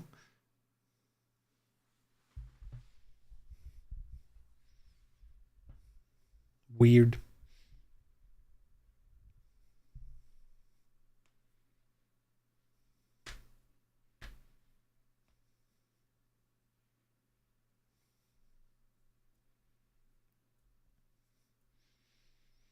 Scaled at 30% OTG on the ground. So it's like 45 normal. Ooh, okay, that makes sense. That makes sense that only a few moves. Yeah, because I'm thinking like, well, like fucking Momiji's, well, you know, 1 PK doesn't work. You know, that definitely would do more than 13 normally. It'd be on the ground, it's scaled. All right.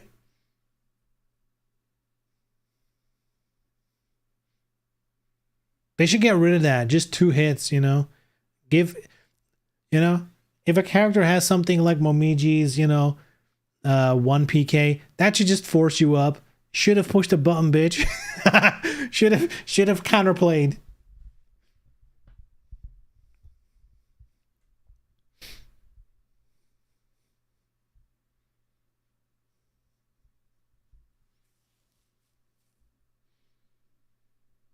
Yeah, in DOA 6, I guess the biggest problem is that second hit is the exact same situation again, kinda, right? So it's really not beneficial to just go through two of those situations, you know, and then they made like the whole, well, you can sacrifice your combo damage to get like 1 hit, get the first one for free. But like not really, because they can just, you know, get up as well. So you just did less damage and you're in neutral, so it just sucks.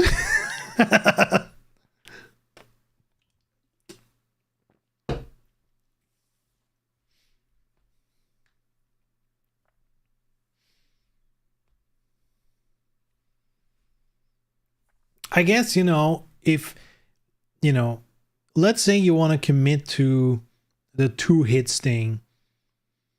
There might be a way to make it that like the first guess is like a proper mix up, you know, each has their options and choices. You go for the low hit. That second guess should be like highly disadvantaged for the person on the ground, you know?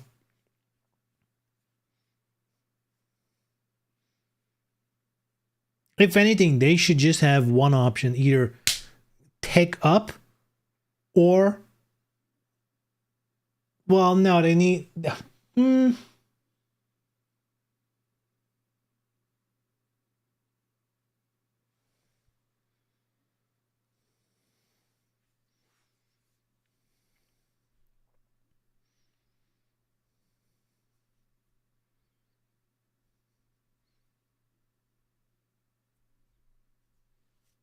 One is too few, two is too many, 1.5 hits. How? Exactly. That's the issue, right? Getting up after the first hit should force a back tech or something. I should get lunch. Damn, it's like 10 p.m. here. Lunch. That's sick. I guess, huh.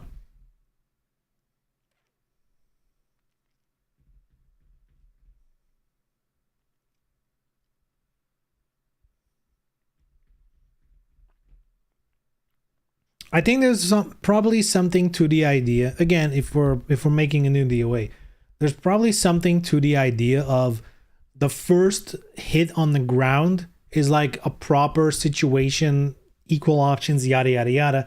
Once that hit, slap them, you hit them.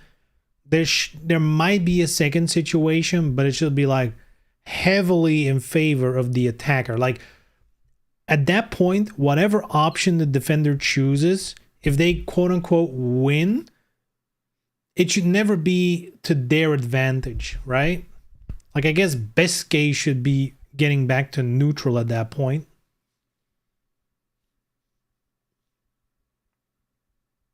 Even then, you've... Huh.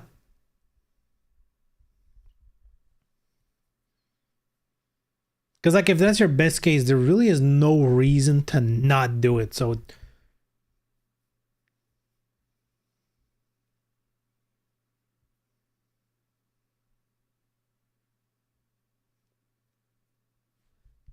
it's a conundrum. It really is a conundrum, right? You are correct. Like 1.5 hits would be perfect. How do we do this?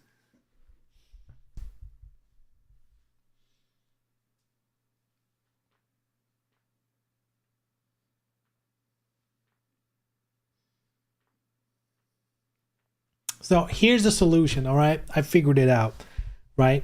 We take a page from Soul Calibur 6 and we say if someone's on the ground and you do like one of those special ground attack moves, you know, like a 2P, like the chop down or like the elbow or some stuff, and that triggers a cutscene, just like in Soul Calibur 6 where you have like the little the little fucking rock paper scissors mini game with the cutscene. God, imagine that would be so disgusting. Oh my lord. Oh, I'm joking. I'm gonna take a break. That was disgusting. I feel like I ruined, I don't know, just the existence of that idea I think makes your day worse. Anyway, give me 5 and I'll be right back.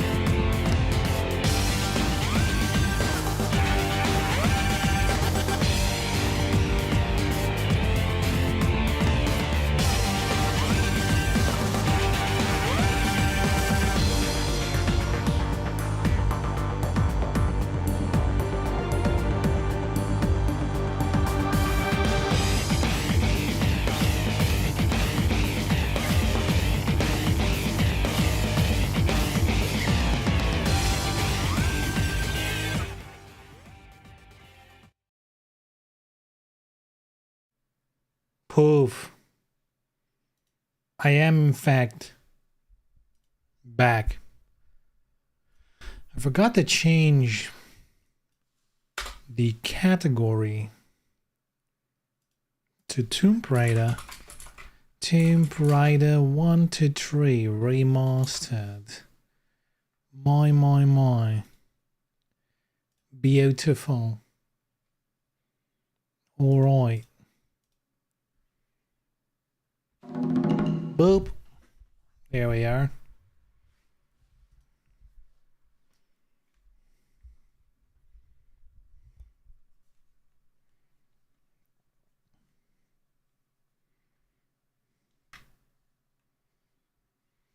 Thinking about the ground game is making me not happy, you know?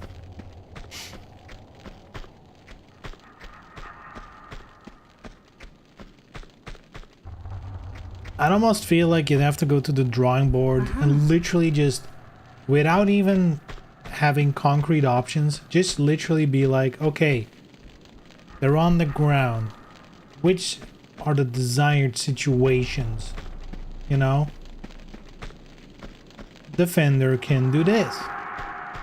If they win that choice, advantage. If they lose that choice, disadvantage.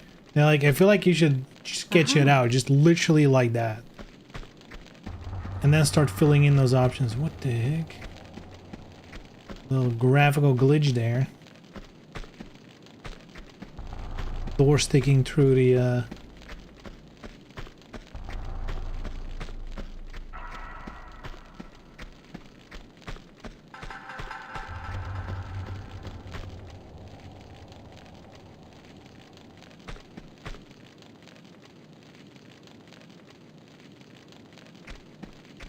I'm actually really happy with that offer a guess idea. I've never put it so concisely before. I mean, in the end, that's all what it. What the fuck is with this? There's a switch through the wall here now. What the heck? What's happening?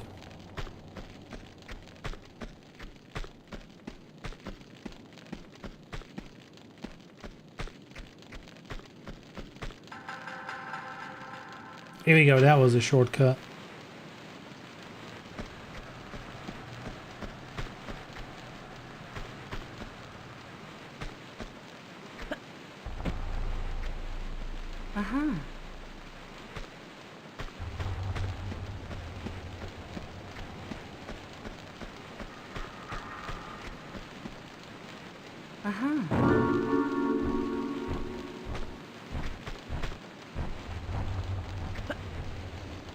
That's dangerous. That's dangerous. Is there anything else here?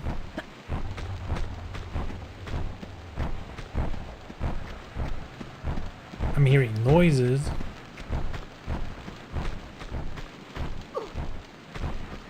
Guess this is it, huh?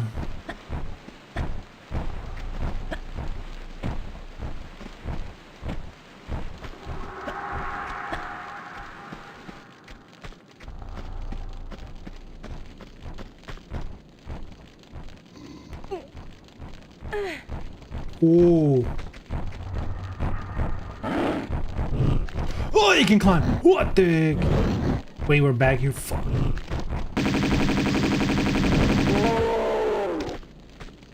That was fast. Okay, fuck.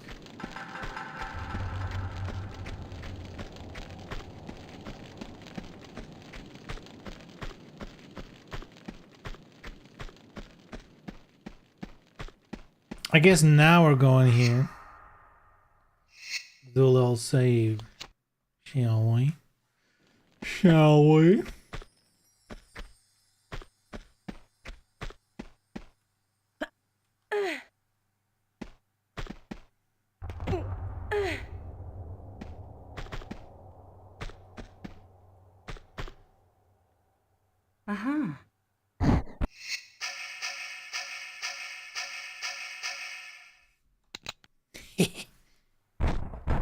Where are you aiming, girl?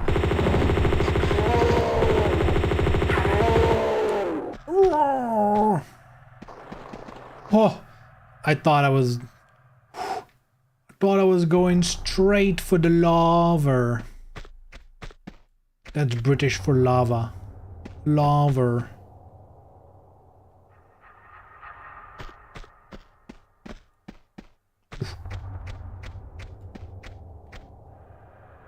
It's quite dangerous over here, isn't it? Oh. Hey, hey.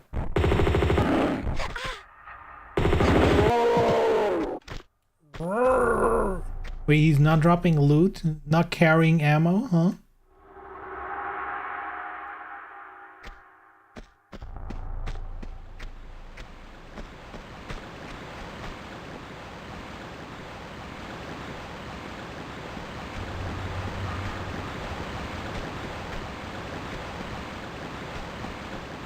Man, you know what I was just thinking?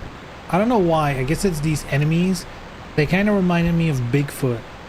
And I just thought to myself, dude, imagine if you made a game where like the entire game is like, okay, you need to go out and find Bigfoot, right? And it's like one of those typical games, you know, you can like, you know, set up cameras and do like a preparation and maybe co-op, and you can run around and there's like footsteps and like, you know, increasingly you build up to finding him and this and that.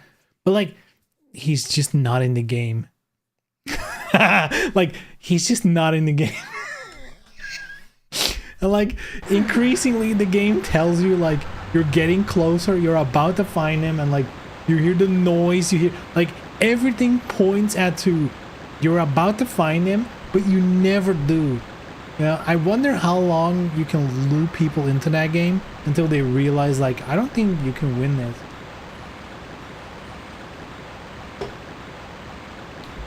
You know? And you put like cameras in the game, and the cameras take pictures, but instead of just like showing the Bigfoot character model, it just shows like his paw sticking out from behind a tree or something. But it's like not actually a Bigfoot, it's just like whatever the fuck you want to call it. You know, a dude in a suit.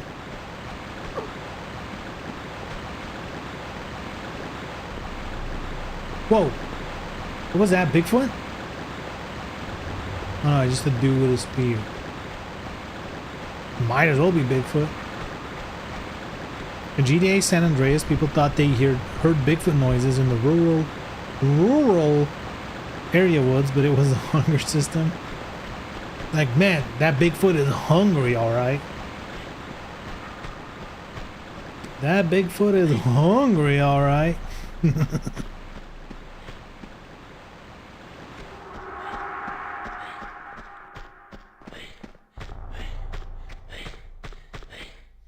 Oh shit, oh shit, I have an even better idea. Okay, so multiplayer game, right? You have like a couple of players, let's say 3 players or something, not too many, that are like the Bigfoot hunters, right? And they get spawned into a map, right? And there's a 4th player, and the 4th player spawns in, or maybe they can choose before the match, who knows, as either one of 2 things. One, an actual Bigfoot, and his mission is to not get spotted, you know? Like, he needs to not get photographed, hidden, but he like can't stay in one place, some kind of mechanic where he has to like move around at the very least. Like maybe he has to fetch for food or something, whatever, right? Or he spawns in as a human in a Bigfoot suit. And he needs to trick the other players into thinking they're taking pictures of Bigfoot, but they actually, you know, like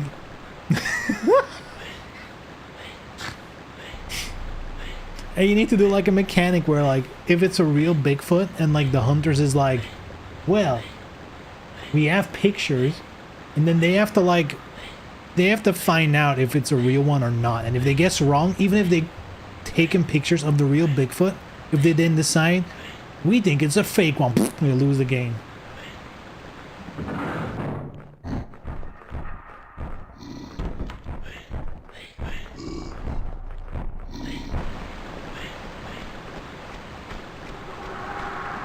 Did we just drop a human?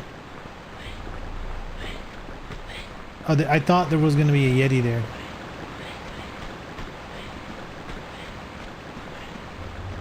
You still play AC? Of course I do. I mean, unless you mean Armored Core, then no. But yes, I play Assassin's Creed. Yes.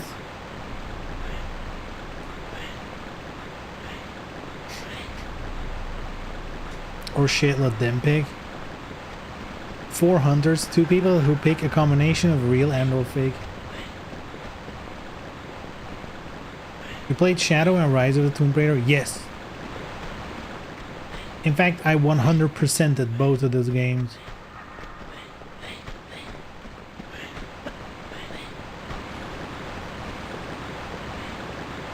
A lot of switches here. Oh, dude, we're just setting up an arena?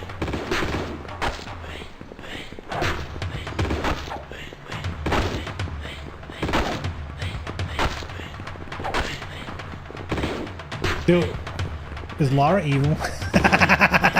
Are we evil? And why is the answer yes? Yeah, we got him, boys. Oh, here we go. Okay, what does this do?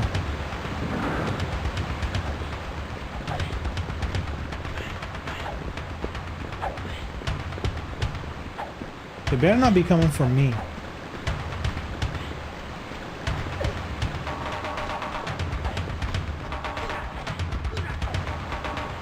Which you like more? Ugh, that's a tough one. That is a tough one.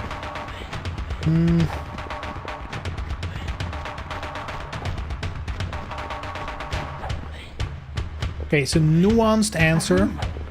I guess ads are in progress. I'll wait until the ads are done in case I got stuck watching them. I'll wait a minute.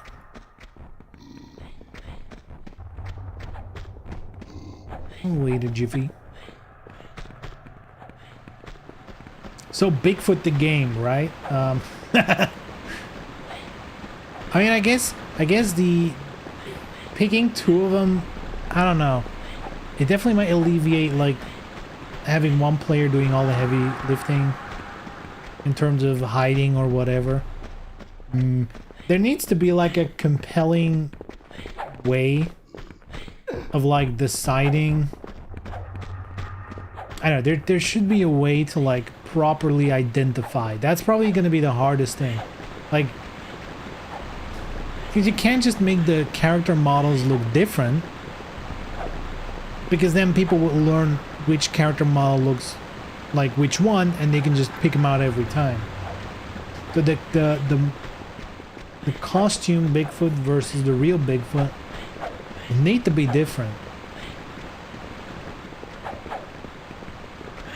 What am I saying? They need to be the same model, but then there needs to be some kind of gameplay mechanic through which you can identify them or something. But then also the Bigfoot and fake Bigfoot players should have options to like obfuscate which one they are. Yeah, we are literally developing a whole ass game now. That's crazy. That being said, those kind of games do really well on Steam. If you can figure out an idea like that and it takes off on Steam, like you're gonna have like an instant success game. Did I have to shoot him? I don't... Actually, he might be friendly. Let me go back. He might actually be friendly. Hold on. Oh yeah, break time's over. I was gonna answer the question. Which one do I like more? Shadow of the Tomb Raider or Rise of the Tomb Raider? Difficult to answer. I like both of them very much.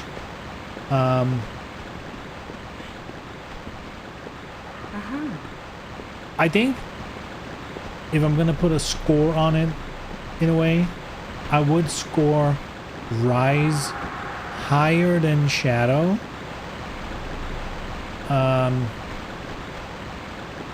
Because I think it's like a more tight experience. I think the story, the progression, all that stuff is like a little more, you know, it's just a better experience in general. However, I do like in Shadow of the Tomb Raider, like in general, the puzzling and the tomb raiding part of the game is much better there compared to Rise. You know, like Rise is the better game overall, but I do prefer like the general exploring and puzzling and that kind of stuff in Shadow way more.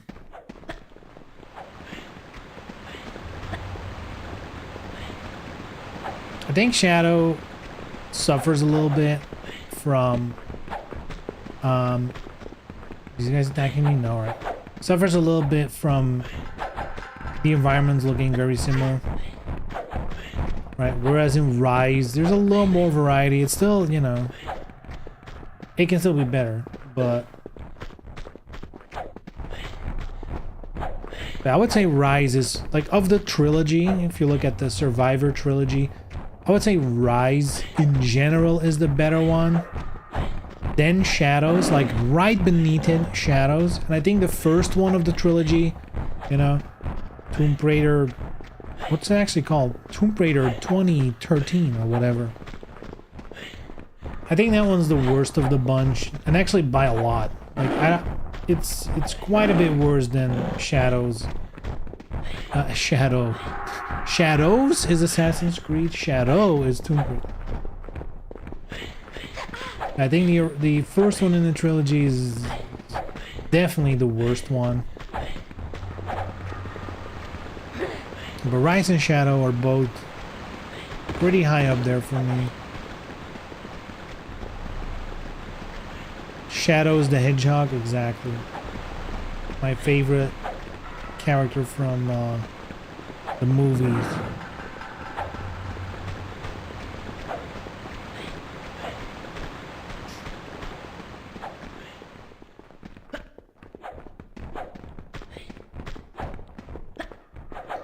Ghosts of Shadows. Dude, imagine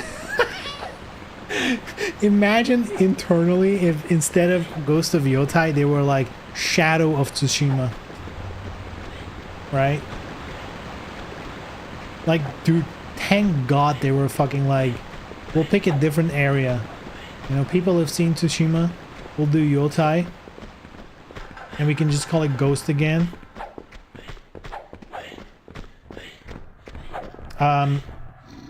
Where do I go? Hello? Hello? Hello? Can I climb in this? It doesn't do shit. Maybe I need to...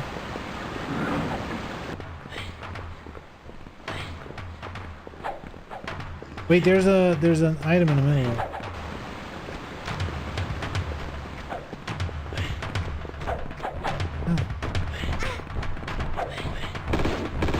Ah! What the fuck? Who is shooting me?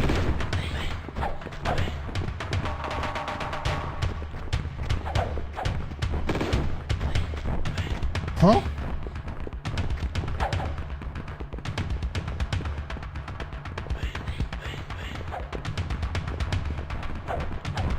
Huh?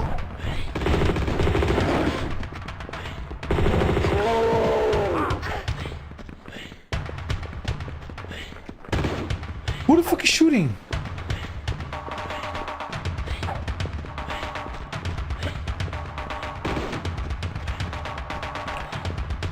Is there like an invisible guy or something?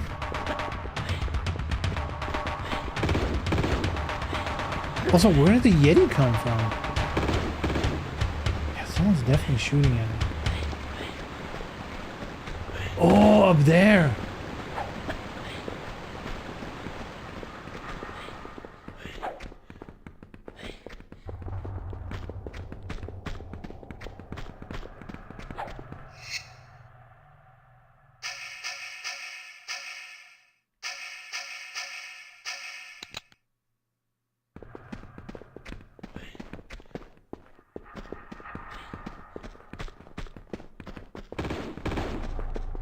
Dude, I think we're onto something with the Bigfoot game. Alright? How quickly can you slap something together like that in Unreal Engine? You know, it doesn't need to be much. Look at all these games like Lethal Company and whatever, you know? Or that new one where you have to like take like pictures of disasters. There's like a bunch of those games these days on Steam. And like, you know, if they hit, they hit, dude. You know, like a couple of streamers pick it up. They start playing it. All streamers pick it up. They start playing it. And then your game can die, you know? Nobody cares after like a week of streamers playing it. But like, you've made your money. You're off to the next one. Is there a DVD that died that we could buy the rights? I mean, technically the Friday 13th game died because of the licensing stuff.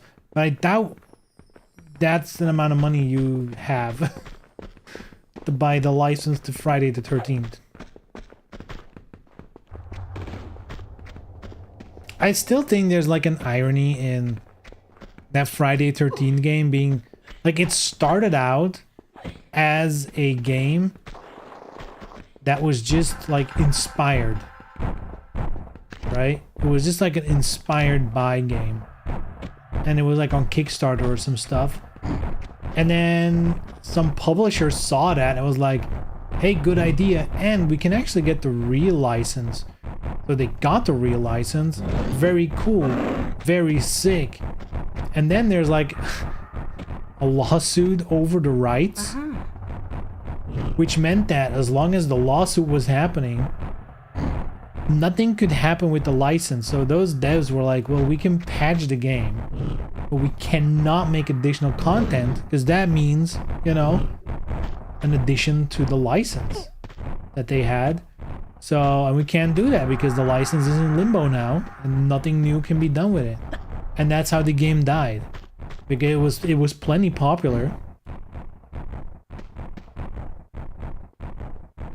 So the great irony being, if they just never went for the real license and just kept it as like, you know, inspired by Friday the 13th, they would probably still be around.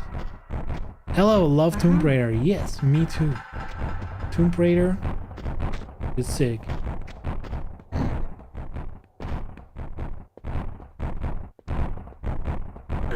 I hear the Bigfoot. Is the plural of Bigfoot big feet? If there's multiple Bigfoot, would those be big feet?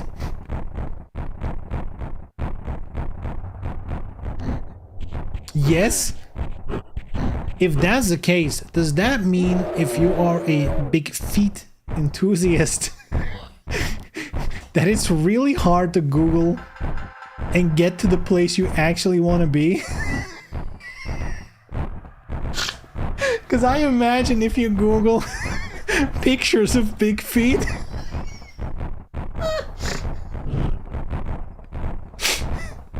yeah, I think there's a slightly larger community that has that term on lock. I will not Google big feet. Where to find how to photograph big feet. Don't push me down, bitch. Ah! Ah! Dude, I asked nicely and he didn't listen. I was like, hey, sir. Good sir, Mr. Big Feet. Wow, did I not save? Uh-oh. Oh, boy, I did not save. Oy, oy, oy. Oy, oy, oy.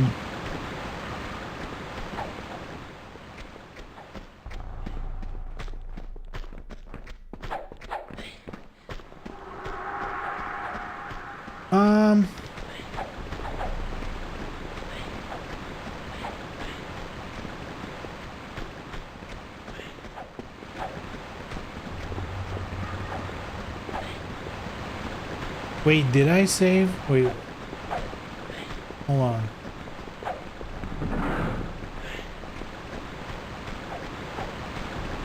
Hold up. Ba-dum, bum, ba-bum.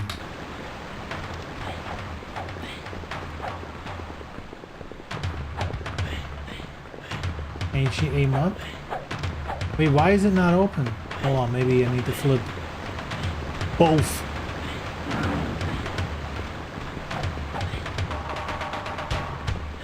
I have another game idea. Nice, let's hear it.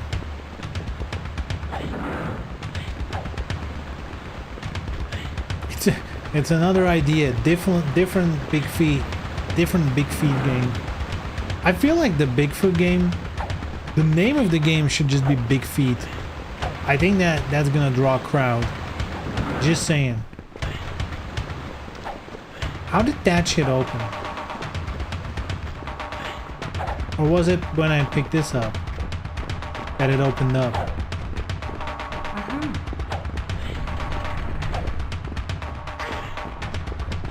Hey, Miga.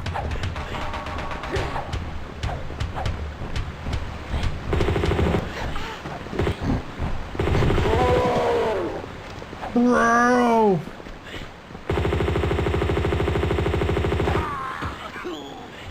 How do we get there?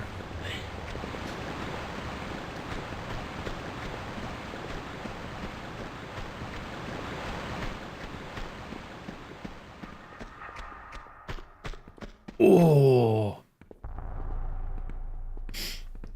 Oh, oh, I hate that feeling. You know when a sneeze is coming and then it's not coming? Oh, I want my sneezes to come. But no, do you know that feeling when like you feel a sneeze about to happen, but then it don't? Now I'm just with this fucked feeling.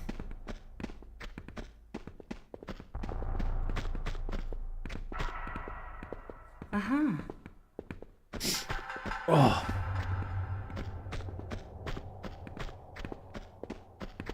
It's the worst. Exactly. It sucks. Blue balls in your nose. Yeah, because it's like, I can feel like the tears in my eyes. Like the pressure. Oh, horrible. Dude, I don't know what it is. This year, spring has been fucking kicking my ass.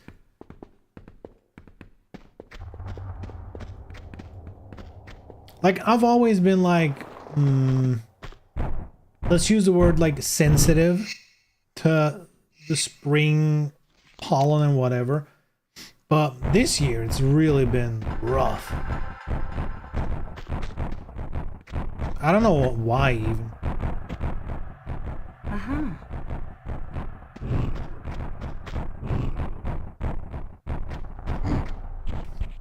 Go in your kitchen and sniff some seasoning, what, to trigger it? And maybe I should look at the light. That's apparently something that works. Look at how fugly. And I am talking about the game, alright? Don't get any funny ideas.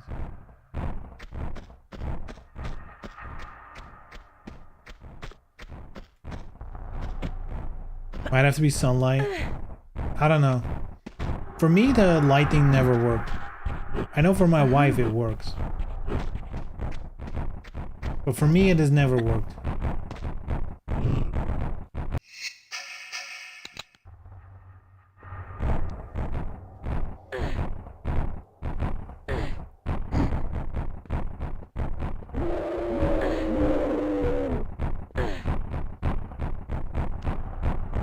They're pissed. Okay, what's like my save option? I guess I can jump back and forth. I'm jumping back and forth. Oh, it's a camera flip. Oh my god.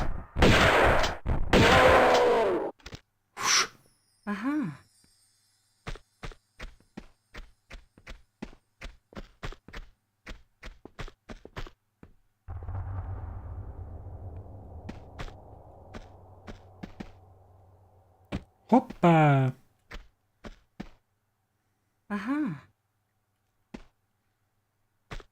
By the way, has anyone watched the new season of Black Mirror? I found it to be pretty good.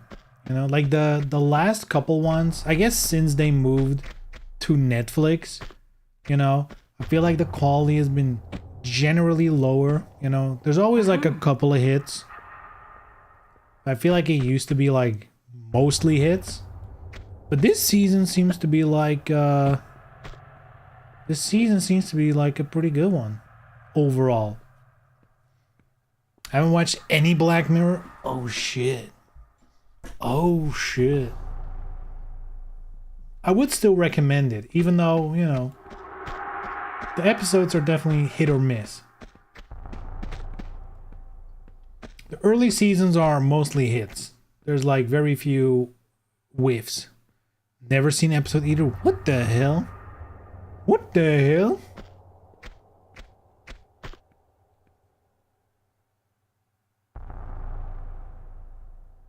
I've seen some OG Twilight Zone and some 90s Outer Limits. Damn. Damn. Twilight Zone. Love it.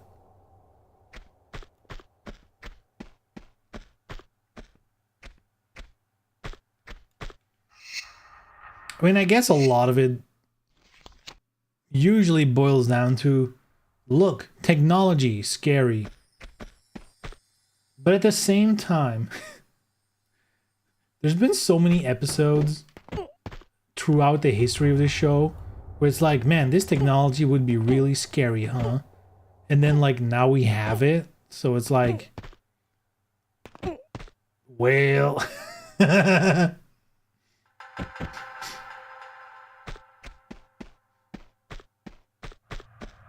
why is that there? You can never pick that up, can you? Unless we're draining. Are we gonna drain the lava? Also, huh?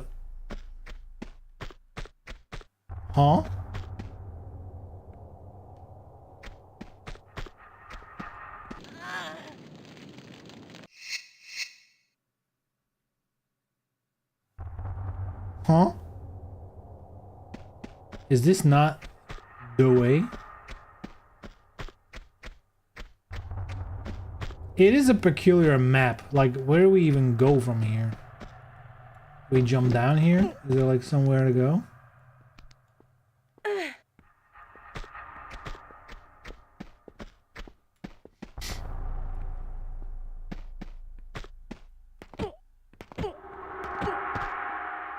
Aha!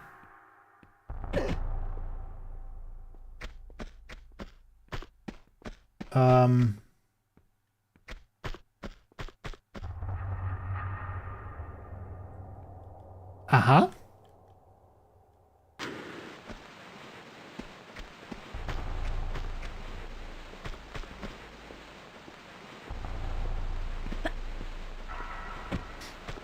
Isn't this where we started though?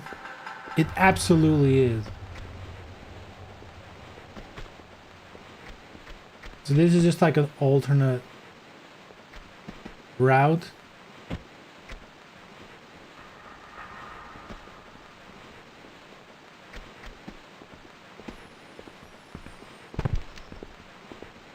Well,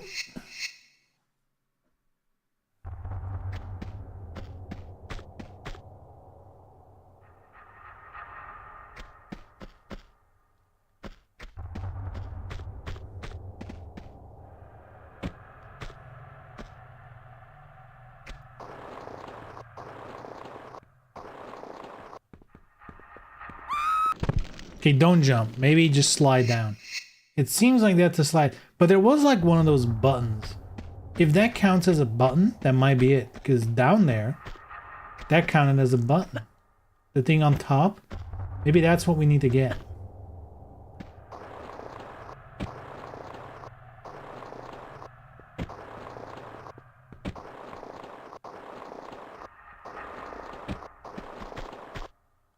Uh-huh.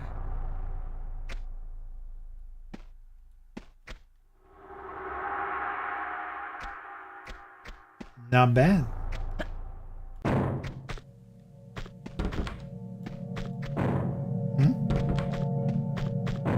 Oh.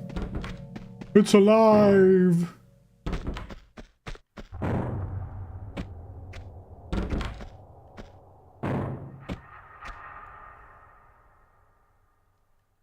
What's the point of this if you can just walk next to it?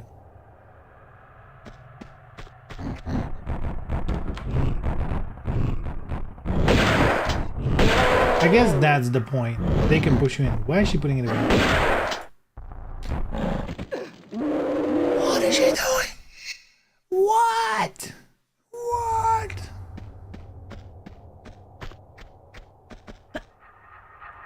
Uh-oh. Almost shortcut. Almost. We're one tile off.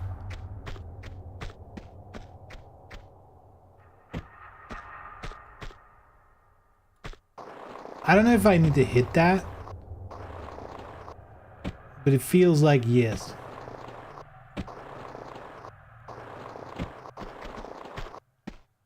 Uh-huh.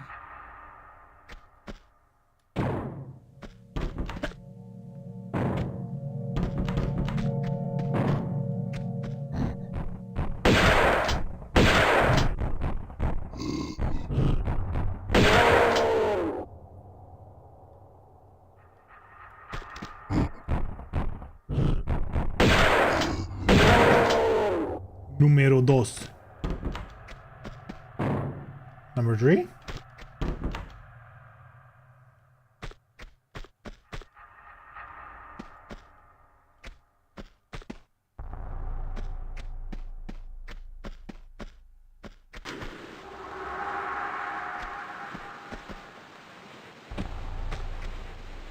Uh-huh.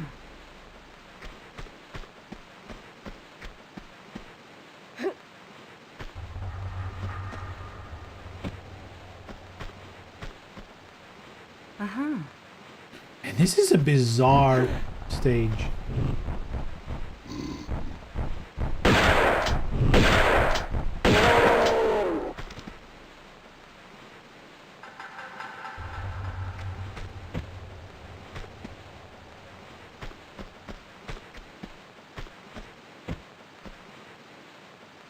Okay, more spikes.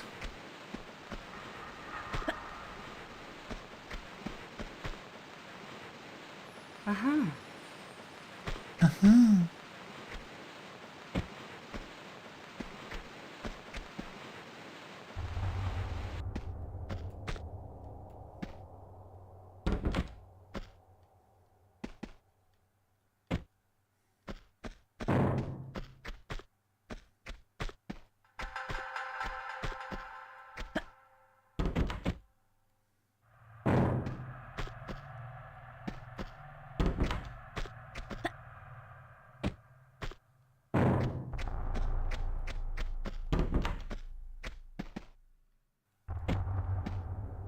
Oh, I bet we're gonna have to run back. It's like, you know, why is that the point? But maybe it's like a timed run back.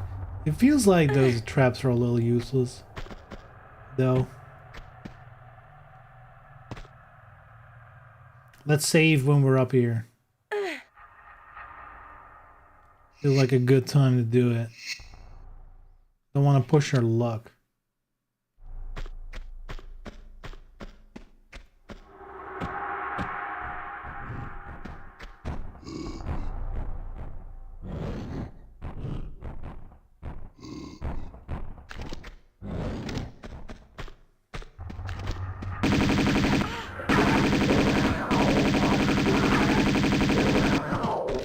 There's more.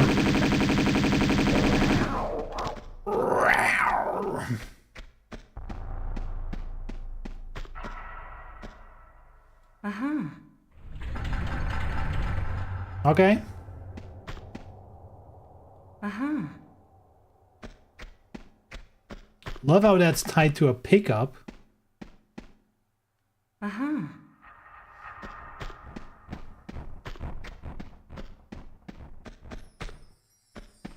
That's not good.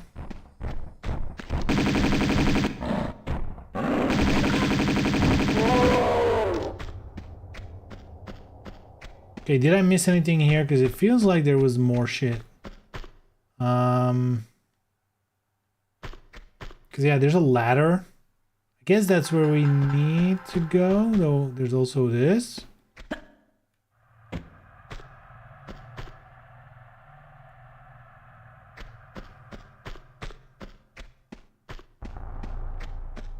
I don't know what's there, but this feels like the proper way forward.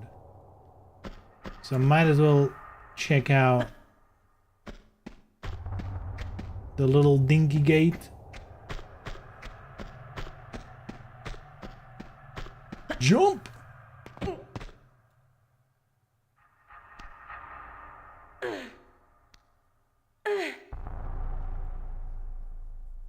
Wait, what was that game you were talking about? You said you had another idea for a game, and then you just said North Sentinel Island, and I'm missing. I thought to myself, what does he mean?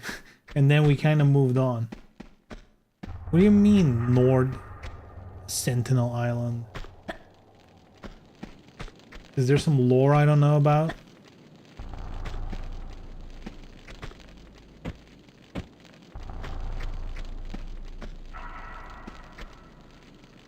Uh-huh.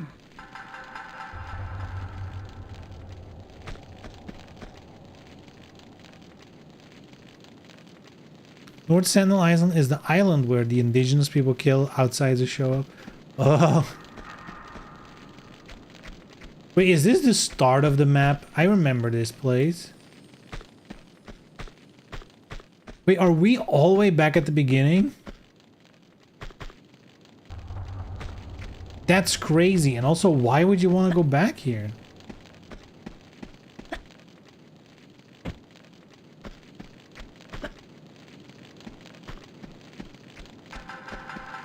Is there a reason to be back here?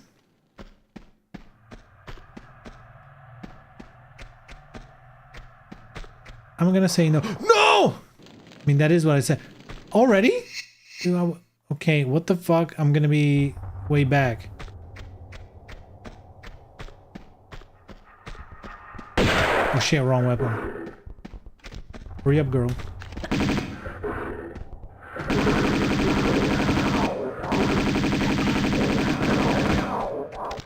Yow, yow, yow.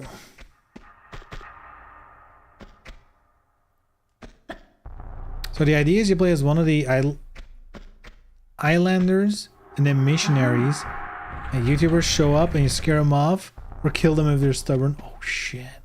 Uh-huh. Yo, actually, and make it like a massively multiplayer thing where like a streamer can go in as like the missionary and like their entire chat can be the islanders.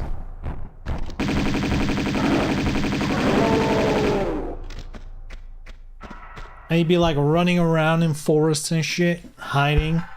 And there's like 1,000 people looking. I know it's probably in poor taste. Yes. But you can also just make them nondescript people.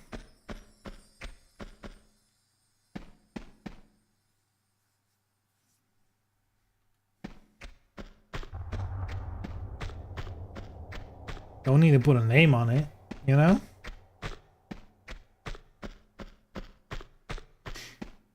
Russ, but you kill Logan Paul, damn. Just call it like the Hunger Games.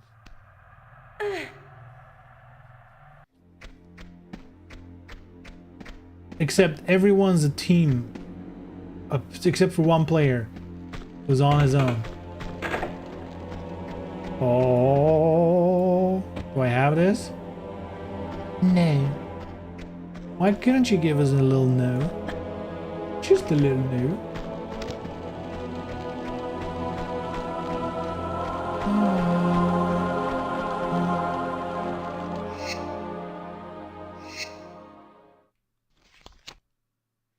You could do the most dangerous game where Elon Musk tries to hunt you for sport, but you reverse it and kill him. He's like... he's following you in a Tesla.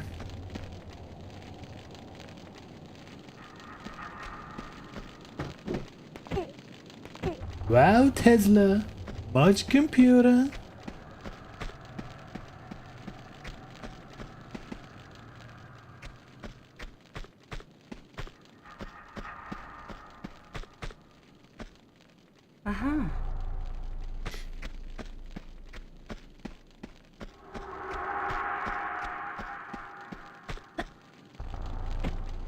Didn't Tesla stock completely crash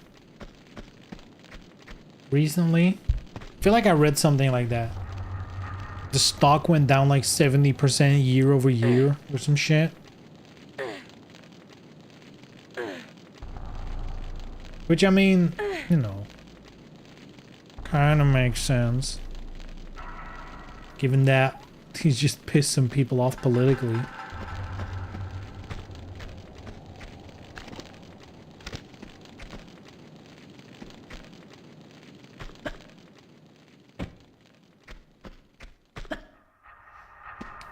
It's down a bunch, but has been overinflated for years. Yeah. Doesn't he like doesn't Tesla sell like a lot of their I forgot what the English term for it is. But like I guess I could do it all along. I just missed. What the fuck?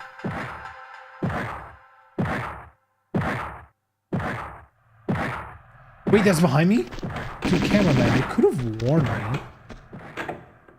The door closes! You motherf...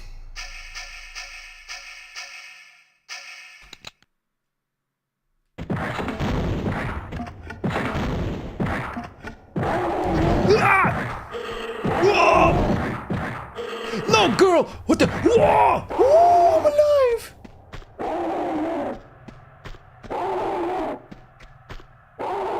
He can't come down, that's crazy. We can just shoot him now?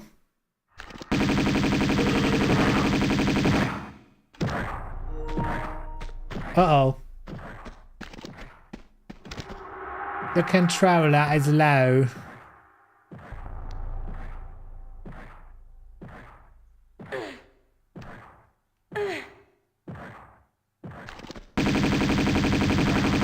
Damn, this gun's pretty strong.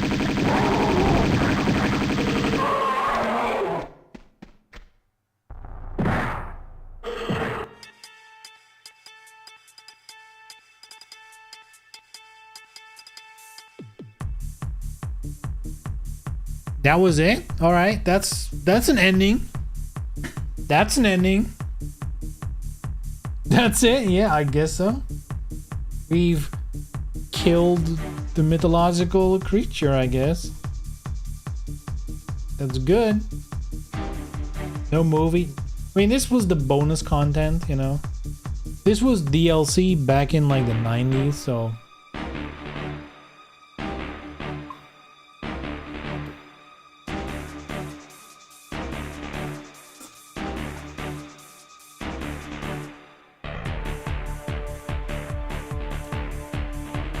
Someone in that credit just had a very scary name. At least in Dutch. That was...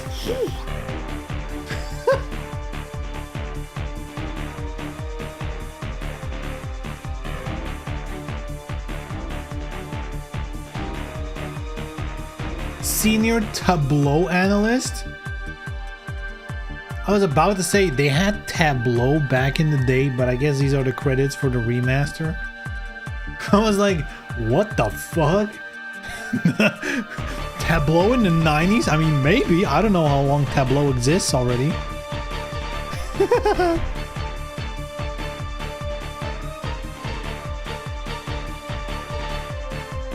Saber Interactive. CEO, CO, CFO, CTO, dude. I love these made-up names. Comrade Croft.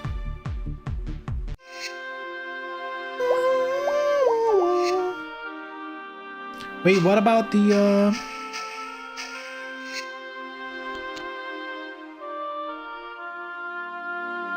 I thought that was another bonus stage.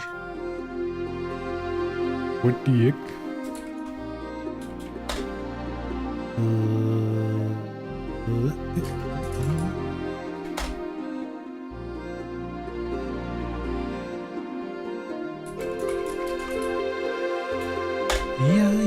Yeah.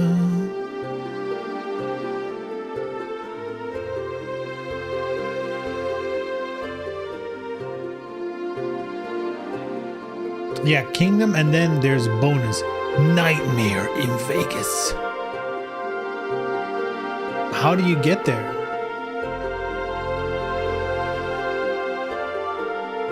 Oh, you need to find all secrets.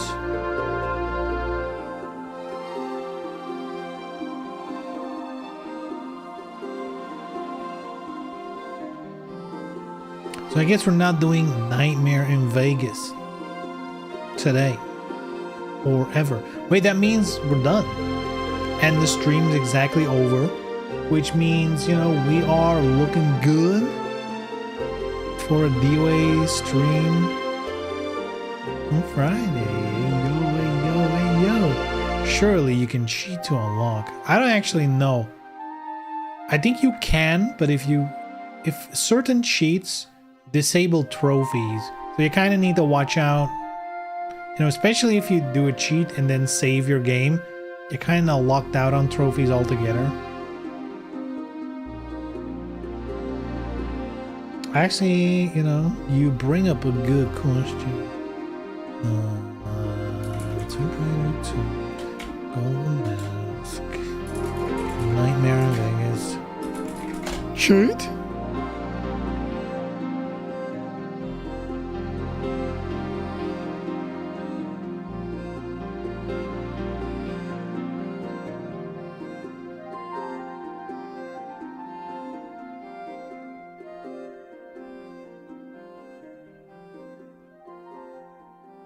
Doesn't look like there's a cheat.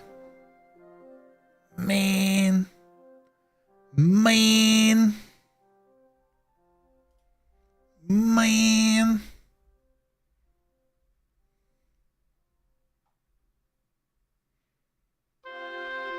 Nightmare in Vegas is the 5th level of the Golden Mask. Find all the treasures. In it, Lara travels to Las Vegas on holiday, but finds a show that goes wrong. It is presumed that this was Lara's bad dream after her adventure looking for the dagger. It's crazy.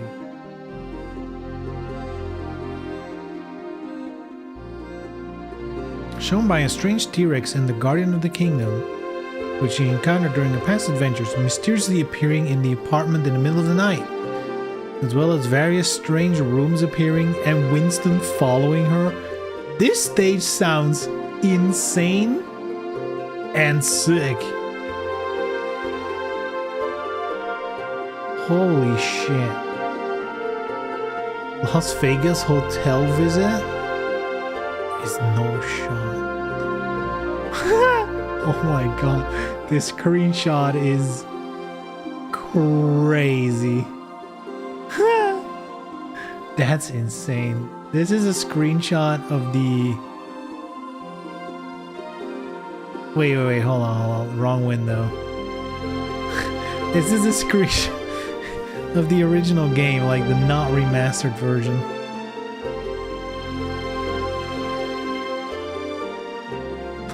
That's crazy. This is supposed to be Vegas.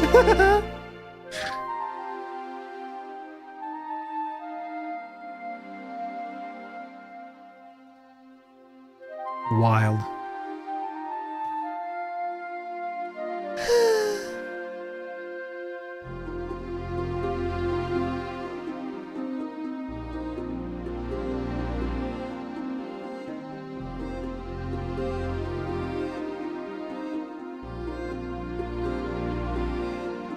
Alright, good shit, boys and girls. Good stream. Perfectly timed once again. As I definitely always do. Not seen enough, where are the pimps? Yeah, that definitely would have flown in 98?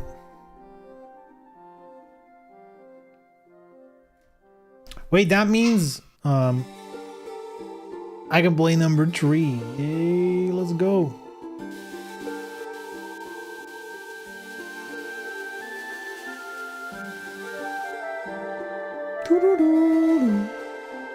I had a casino game for the Game Boy. What's the first casino game I've ever played?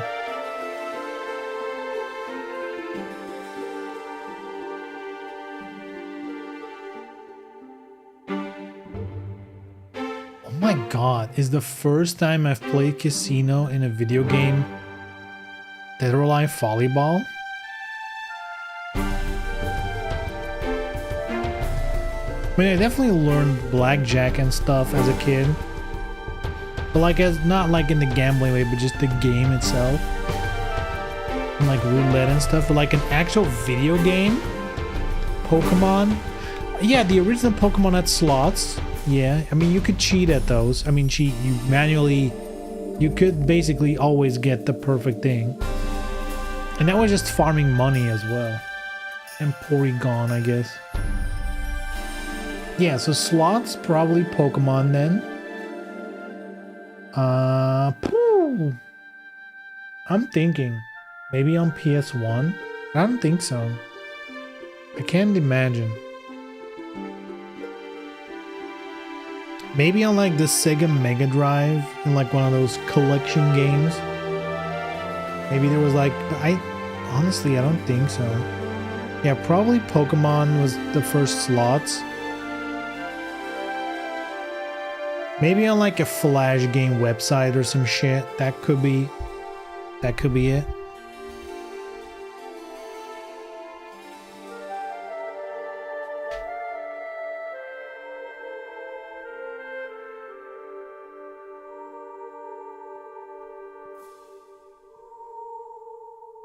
Yeah, probably Pokemon.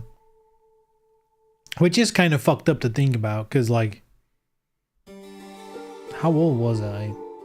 That was Pokemon Blue. When did that shit came out? Pokemon Blue Europe release date 99. I for sure got it later.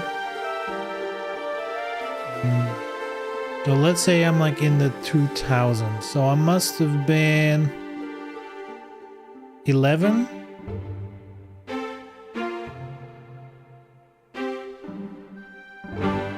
So I learned the concept of gambling at 11, boys. Very normal, very sane. God.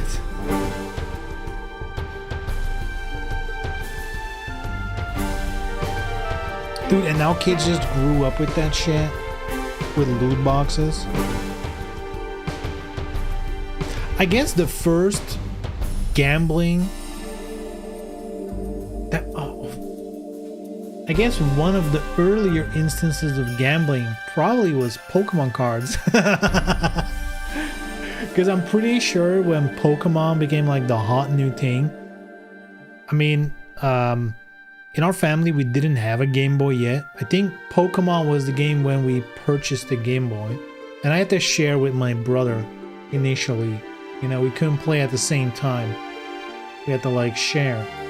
But even before, because I remember my brother, when we first got the Game Boy, he got Pokemon Red. And then he played that, and I for a while didn't get Pokemon Blue until I like saved up through birthdays and whatever, right? But while I didn't have Pokemon Blue, I already was getting like Pokemon cards. So for sure that's the first real Gamba, you know? That's like the OG loot boxes, you know? Pokemon boosters. Base set. First edition. If you only knew to sleeve them back then, you know, keep them nice, pack fresh. God.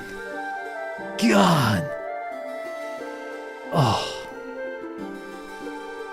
Now they're like in some box with like a rubber, you know, like a elastic band wrapped around a bunch of cards, making a nice indent.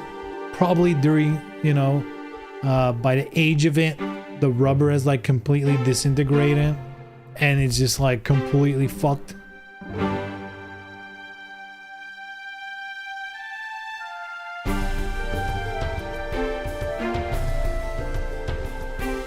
Good times. Good times. I feel like that's always the case though, right? You know? Things only get valuable in that way, you know, things only become collectibles when it's originally there. It isn't considered a collectible. Like, because everything that's marketed now as a collectible, you know, like Funko Pops or whatever the fuck, are not gonna be actual collectibles. It's always shit like, you know, oh, original comic books that were like throwaway bullshit. And then the people who did keep them in nice condition, now it's like super rare. You know, or like with the original Magic the Gathering stuff, same thing, right? Everything made to be collected isn't exactly, you know. So I'm thinking now, what do I own that is cool but is like not made to be collected? Maybe, you know, by the time I'm about to die, you know, I can pay off my house loan. I can pay off my mortgage. Yay, economy.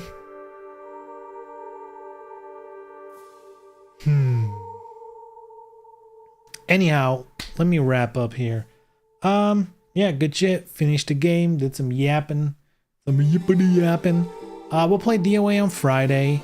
I could be persuaded to play DOA 5, but I'm only willing to do that if I know there's gonna be at least like 1 or 2 people in chat that are gonna join. Otherwise, you know, I don't want to sit in an empty lobby waiting for randoms to show up, which basically amounts to maybe Clearlight is there, right? Whereas I feel like with DOA 6, there's like more chance to get like random people still. I don't know. Maybe I'm making that up.